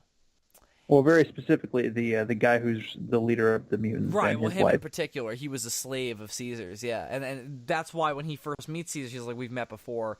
And Caesar's like, oh, fuck, this is totally somebody I fought at the battle. Which he's not, interestingly. It's way worse than that. He's a slave, former slave. I loved that element of it. That was brilliant, because it's a total reversal on Caesar. Because, you know, Caesar has that relationship with the humans which he overthrew, which is why he thought it was okay to enslave these people, because like he thought it was retribution. But now they feel the same way about him that he did about his slavers. It's good shit. And they talk about how he's super what's the word I'm looking for? He's super regretful. That's the word. He's super regretful about all the slave shit that went down. So he's like kind of got his foot in his mouth when all this is happening. Right. So that doesn't start well. Well, no, it does, because Caesar and the mutant leader pretty much are on the same page from the get-go. It's their sons that cause the problem. So the mutant kid doesn't like the apes for that reason. And then Brutus doesn't trust the mutants because they're bad. And clearly one of them is fucking with him, because he's got this headache during the whole meeting that just gets progressively worse, and builds until the point where, so they all start yelling at each other over the whole slavery thing. I'm pretty sure is the deal. Like the son starts shit, and then Caesar's son fires back, and then it's just this big argument. And then Brutus tries to kill Caesar, and then kills a bunch of other mutants, including the mutant leader. And the mutant's wife is the one who kills the mutant leader. Right, but I thought that Brutus kills his mom. Oh, that's right. I forgot about Lisa. I forgot that she gets killed. He also wound up killing Virgil's grandson, or maybe that's right. Virgil's grandson gets shot. Well, yeah. Well, actually, I don't think Brutus directly killed him. I think he was just caught in the crossfire. He doesn't kill any mutants? I thought that he had shot some mutants as well. No, the bad mutant, the one who's causing all this, he caused Brutus to turn around and start killing the apes, and he caused the current mutant leader's wife to go after him. So there was that part I thought was confusing. I didn't think they developed the whole one of the mutants was a traitor thing enough. You know? Well, what happened is he's actually, we keep referring to them all as mutants, but he's technically the first mutant. He's the one. He's the first one. Dylan, I had no idea because they didn't develop it enough. Well, no, he explains it. I don't remember it at all. He basically says that he's the first one to develop the psychic powers. That part of it. Oh, okay, see, you confused me. That part of it, you mean, with the actual abilities. Yes, okay, sure. Yeah, he's the first one who's technically a mutant, or at least in the way that we knew them from beneath. No, but I mean, they're still irradiated. I mean, they are a mutant. Well, and they've also got the masks already. They have the masks by battle, I'm pretty sure. I'm pretty sure they're already pretty fucked up. If they weren't, it wouldn't make any sense. So okay, that is interesting. I do remember that now, though. It says right here, God has granted a gift, an inner voice, control of others' thoughts and actions. I was the first to receive this gift, but others will follow. I can feel it. It is the will of the bomb, and it is good. God forbids us from killing Mendez, but he protects his children. Through his gift, our enemies will kill each other for us. Right, yeah, I remember that now, yeah. all good shit. But again, I think all that was underdeveloped. Why does he suddenly decide that everybody should die? Well, he's against the whole idea of peace talks with the apes, and so when Mendez is all like, "Yeah, totally, we'll go to peace with the apes," he was like, "Oh fuck, guess it's time to." That's right. That's right. Okay, yeah, he turns on everybody because of that. Okay. Yeah, he explains all that too. But you see my point though. I didn't remember any of that. Like I think it's too rushed. See, that's like the main thing I did remember because that's like the big thing, and that's like the big twist at the end of the story. That's like. I remembered everything about Brutus's wife. I remembered everything about Virgil and Virgil's grandson and his friends like playing war, and that there was discrimination between the human and ape kids. The human kids could never like really talk back to the ape kids. Yeah, no. See, I remember the villain reveal the most because it totally left me. That part left me scratching my head. I love moments like that anyway. One of the huge reasons that I actually like Predators is that moment where fucking you figure out Race is like, I'm a bad guy. The whole movie it's actually set up pretty well because the whole movie you're like, what the fuck is this guy doing on the planet? No, and then that was spoiled for me. I knew that when I went in. We'll see. That's your fault. But well, no, I mean I didn't spoil myself intentionally, but I happened to be spoiled. Yeah, but anyway, yeah. See the whole movie, you're like, what the fuck's he there? And then it's like, oh, he's a serial killer. And then you're like, wow, that makes a lot of sense. And then he's talking about like, oh, they're just like me. And I'm like, yeah, they kind of are. Wow. The problem with that was always that he doesn't have a weapon on him. Like that was always the issue. Like even if he is a serial killer, he can't be prey in the sense that the predators are hunters, you know? And in the same way that the other military did. Like that was always a cool idea, but it needed to be done in a different context. Like if they had done it where like it was on Earth and he was hunting a serial killer, that would be one thing. But it's simply because they did that whole idea of like, oh, they're going to take all these badasses from Earth and then bring them onto like this game reserve. No, then you just bring a bunch of people with guns. The idea is. That's what you think the idea is initially. You're like, oh, they took us all because we're all badasses. And then you look at Topher Grace and you think, oh, why the fuck's he here? No, what the idea actually is that they took all these people not because they were all badasses, but because they were all sort of predators in and of themselves. They were all, killers. No, I get that. I'm just saying in that context, in that hunting environment, he doesn't work. Like he's not a challenge. You know? I think part of the reason is also because he's a doctor. Like he's ripe for the planet because he's a killer, but also he's a doctor, so he kind of gives the humans a little bit of field medical knowledge that kind of. No, I get why he's there practically, and like it's cool, but I just don't think from a logical standpoint of what the predators are doing. You know, putting all these people in a game reserve to hunt them. I don't think that's where you bring in the closeted serial killer. I think you hunt him in his own element. I always wanted to see a Predator story where he just went and he hunted all the slasher villains from all the 80s slasher movies. That's where I think you do that. Like he has to hunt them on their own terms. If you bring him to the jungle, like what? Like of course he's not going to be a challenge. Like he poses zero threat to the predators. You know, at least the other people can shoot at them. Right, but again, his medical knowledge kind of gives the humans another. It's just another edge in their favor. So it makes them as a group more dangerous, is what you're saying. Yeah. Okay, that makes that makes a little more sense then. That's. I don't think that's the idea. Do you really think that's the idea? Like that's the idea? Do they say that in the movie? No, that's just interpretation. Because the predators have always been about, they like hunting somebody who's, does he on ever as heal somebody at any point in that movie? Like, does he ever like sit somebody down and I'm gonna patch you up? No, but he does very specifically tell the big Russian dude not to touch that flower that would have paralyzed him. So I mean, if he hadn't been there in that moment, then is weird because it's an alien planet. How the fuck does he know? Well, I think the idea is that they bring in not just game from other planets, but probably flora too. It does look like an Earth jungle, which I think is supposed to be like the idea. Like That's just weird. That's like that. Yeah, I guess the idea is like that is like an Earth game reserve. Like it's like the Predator's like, all right, this is the Earth reserve, so come here and hunt some Earth game. No, because they bring other things there too. Remember that other creature that they encountered at the one point? That like sort of that weird almost it almost looked like an Exilian from Final Wars, but it was all like albino. You know what I'm talking about? Those are the dogs, no?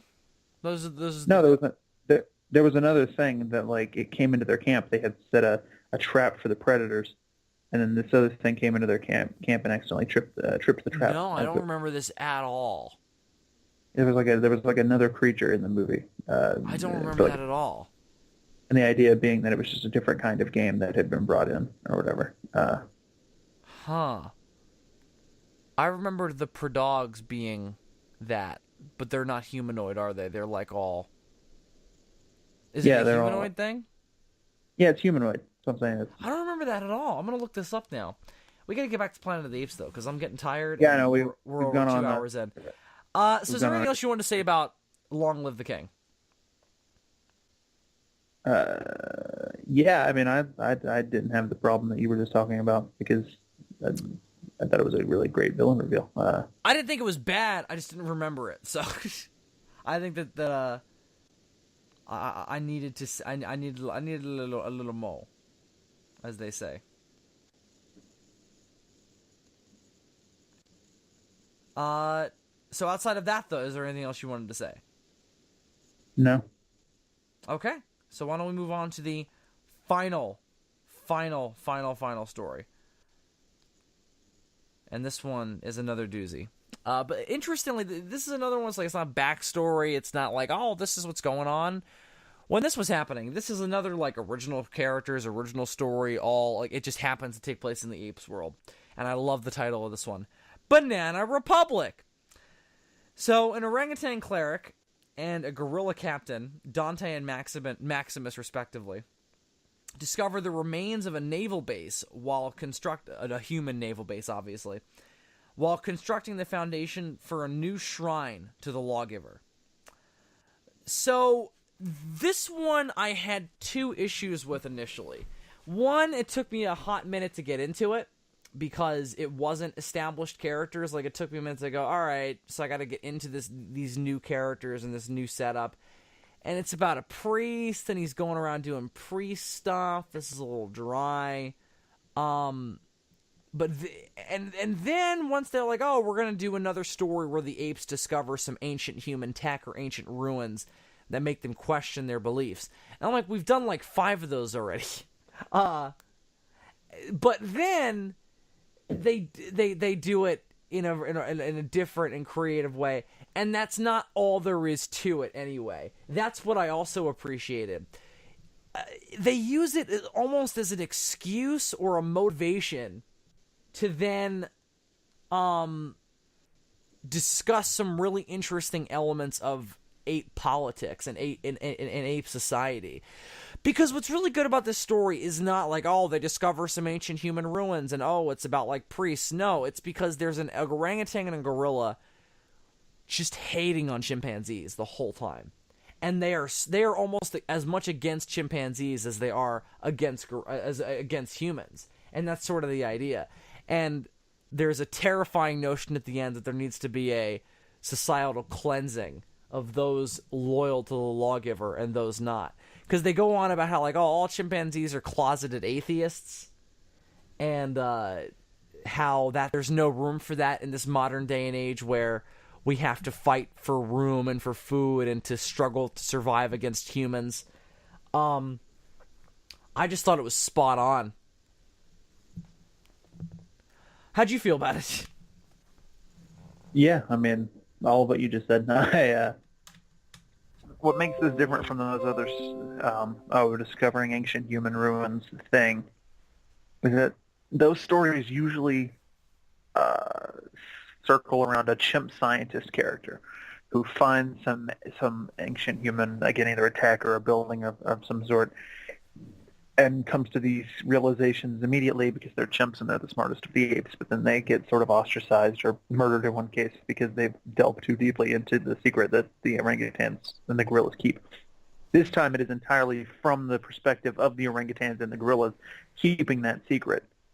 And I like that a lot. Also, again, the ending and its sort of dark implications.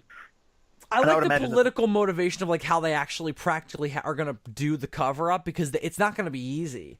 Like, that's the interesting thing. Like, usually they think like, oh, these orangutans can do anything. Like, this is not Zaius. Like, this is some other fuckwit who doesn't really have as much power as a Zaius. right. I imagine this probably takes place in the original timeline. Probably, It's got to be around it, because Zaius is mentioned by name, and it doesn't seem like he's dead. Right. Well, this is further to the south anyway. That sort of explains. Yeah, My well, this thinking is a different part of the world. Yeah, well, no, it's not the different part of the world, different part of the region. My thinking is this ape and this gorilla were about to start this huge revolution, but then the planet blew up. That's where I think this falls in the timeline. That's fascinating, yeah. Well, because I like that there's this chimpanzee leader who owns a whole bunch of land and is basically turning apes into strictly agricultural farmers as opposed to religious obsessed like soldiers, particularly the gorillas, obviously. Yeah, that was another interesting role reversal there. We have a chimpanzee who, in this region, holds sort of the highest bit of authority. Yeah, like the council can't even do anything to him. And in this case, it's the orangutan and the gorilla who are having to sort of be a little covert. Very cool, right? Like, I love that this gorilla commander has to get his hands dirty and has to... I mean, he seems to do it sort of for his own mental satisfaction, to smash that wall down. Yeah. Which, that's a great scene. Yeah, it is a great scene. And, you know, fucking...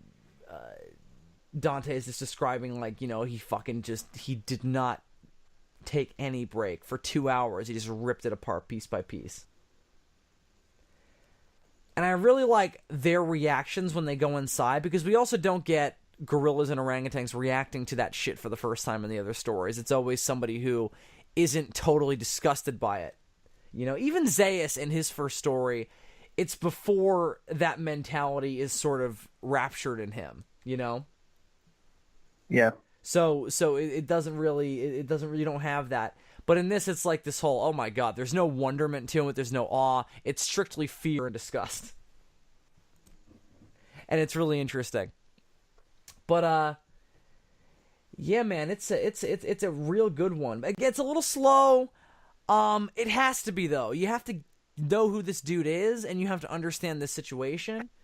You have to... Well, I feel like it's kind of similar to was it the last story we were talking about? Yeah, to the last story we were talking about, The King is Dead, Long Live the King. And then it's kind of a slow burn, but then it builds up to this, like, incredible, like, climax with all these interesting implications.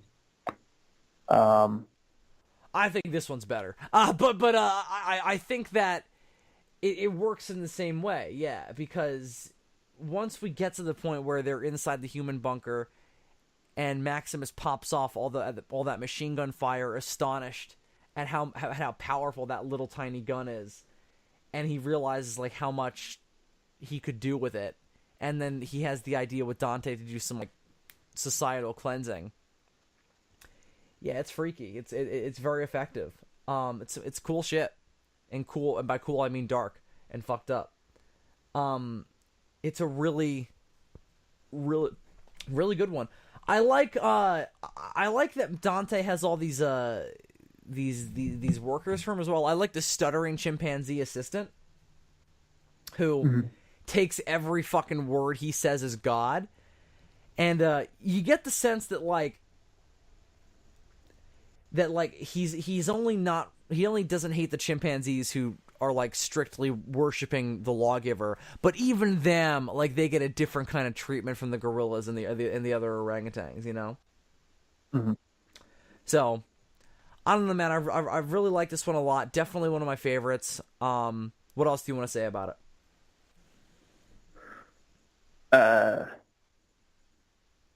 No, I think that pretty much covers it. No.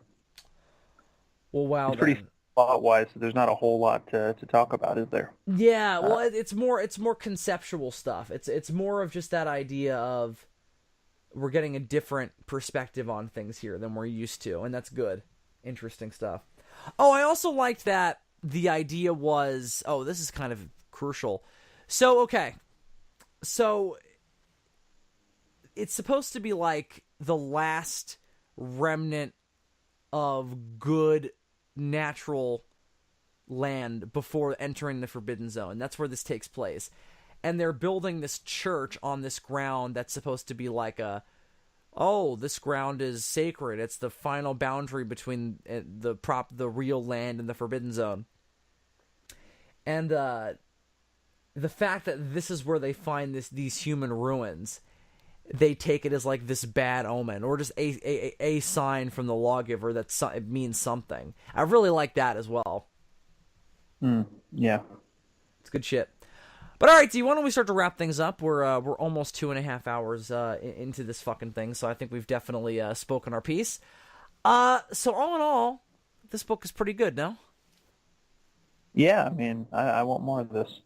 I would like more Tales from the Forbidden Zone. Other stuff that could have happened on the Planet of the Apes. That's what I want. That's the book title I want. Make it happen, Titan Books. Well, maybe if they smoke a lot of weed, they'll go with that title. I think that I can make that happen as well. So I'll say it's better than Ghostbusters 2, of course. And yeah. So overall, give it a look for yourself, though. It's just incredibly satisfying as an Apes fan. If you're not an Apes fan, get into the franchise and then give this a read. You've got to be initiated to get into this. Oh, definitely. I would say you need to watch all of the films, at least in the classic timeline. Well, yeah. I mean, I would say the new ones will make you just more well-rounded, but yeah. At least in the classic timelines, I should say. Yeah. You should see all 5 of the original films, and you should at least do a little research if you don't want to watch about the 2 television series, because that will come up in this. You know what? You just watch after you watch the 5 films. Watch the pilot for the TV show because it's good. Watch that, and also watch the Roddy McDowell documentary from 2000. There you go. That's a good overview. That's going to give all the details. Because that gives you not only does it give you some interesting information about the production of the films proper, but it also gives you a synopsis, basically. Read the Pierre Boulle novel. Oh yeah, read that too. Just fucking, if you're not into Planet of the Apes, what are you doing with your life, man? Right. Fucking go ape, son. Get on that shit. If you saw Rise of the Planet of the Apes in like 2000, whatever it was now, and you were like, oh, it was fucking great, but you've never seen any of the others, and you're one of those people that's like, oh, the fucking first one, the James Franco. No, go get into it. Go pull your head out from under that rock and see some classic films. God damn it. Amazing. All right. Well, D, I think that's going to do it for our long review of Planet of the Apes: Tales from the Forbidden Zone. We hope you enjoyed. Yeah, I don't know how we thought we could get this done in one podcast. No, we were madmen. We were absolute madmen. I have an idea for next week that'll definitely be more doable. I hope you'll be down for it. Dylan, are you down to on the next episode of the Demons from Outer Space do a review of the comic book limited series from the early 2000s, Mark Millar and Brian Hitch's The Ultimates? 13 issues? Maybe, if I can get those read before then. All right, well, if not, we'll do that in 2 weeks, and we'll either do a science episode or something else next week. So we hope you'll join us then. I'm Bill Worster, a.k.a. Zazubaar. I'm Super DM64. And it's a podcast, so you can't see us. Deal with it, Colonel Hogan!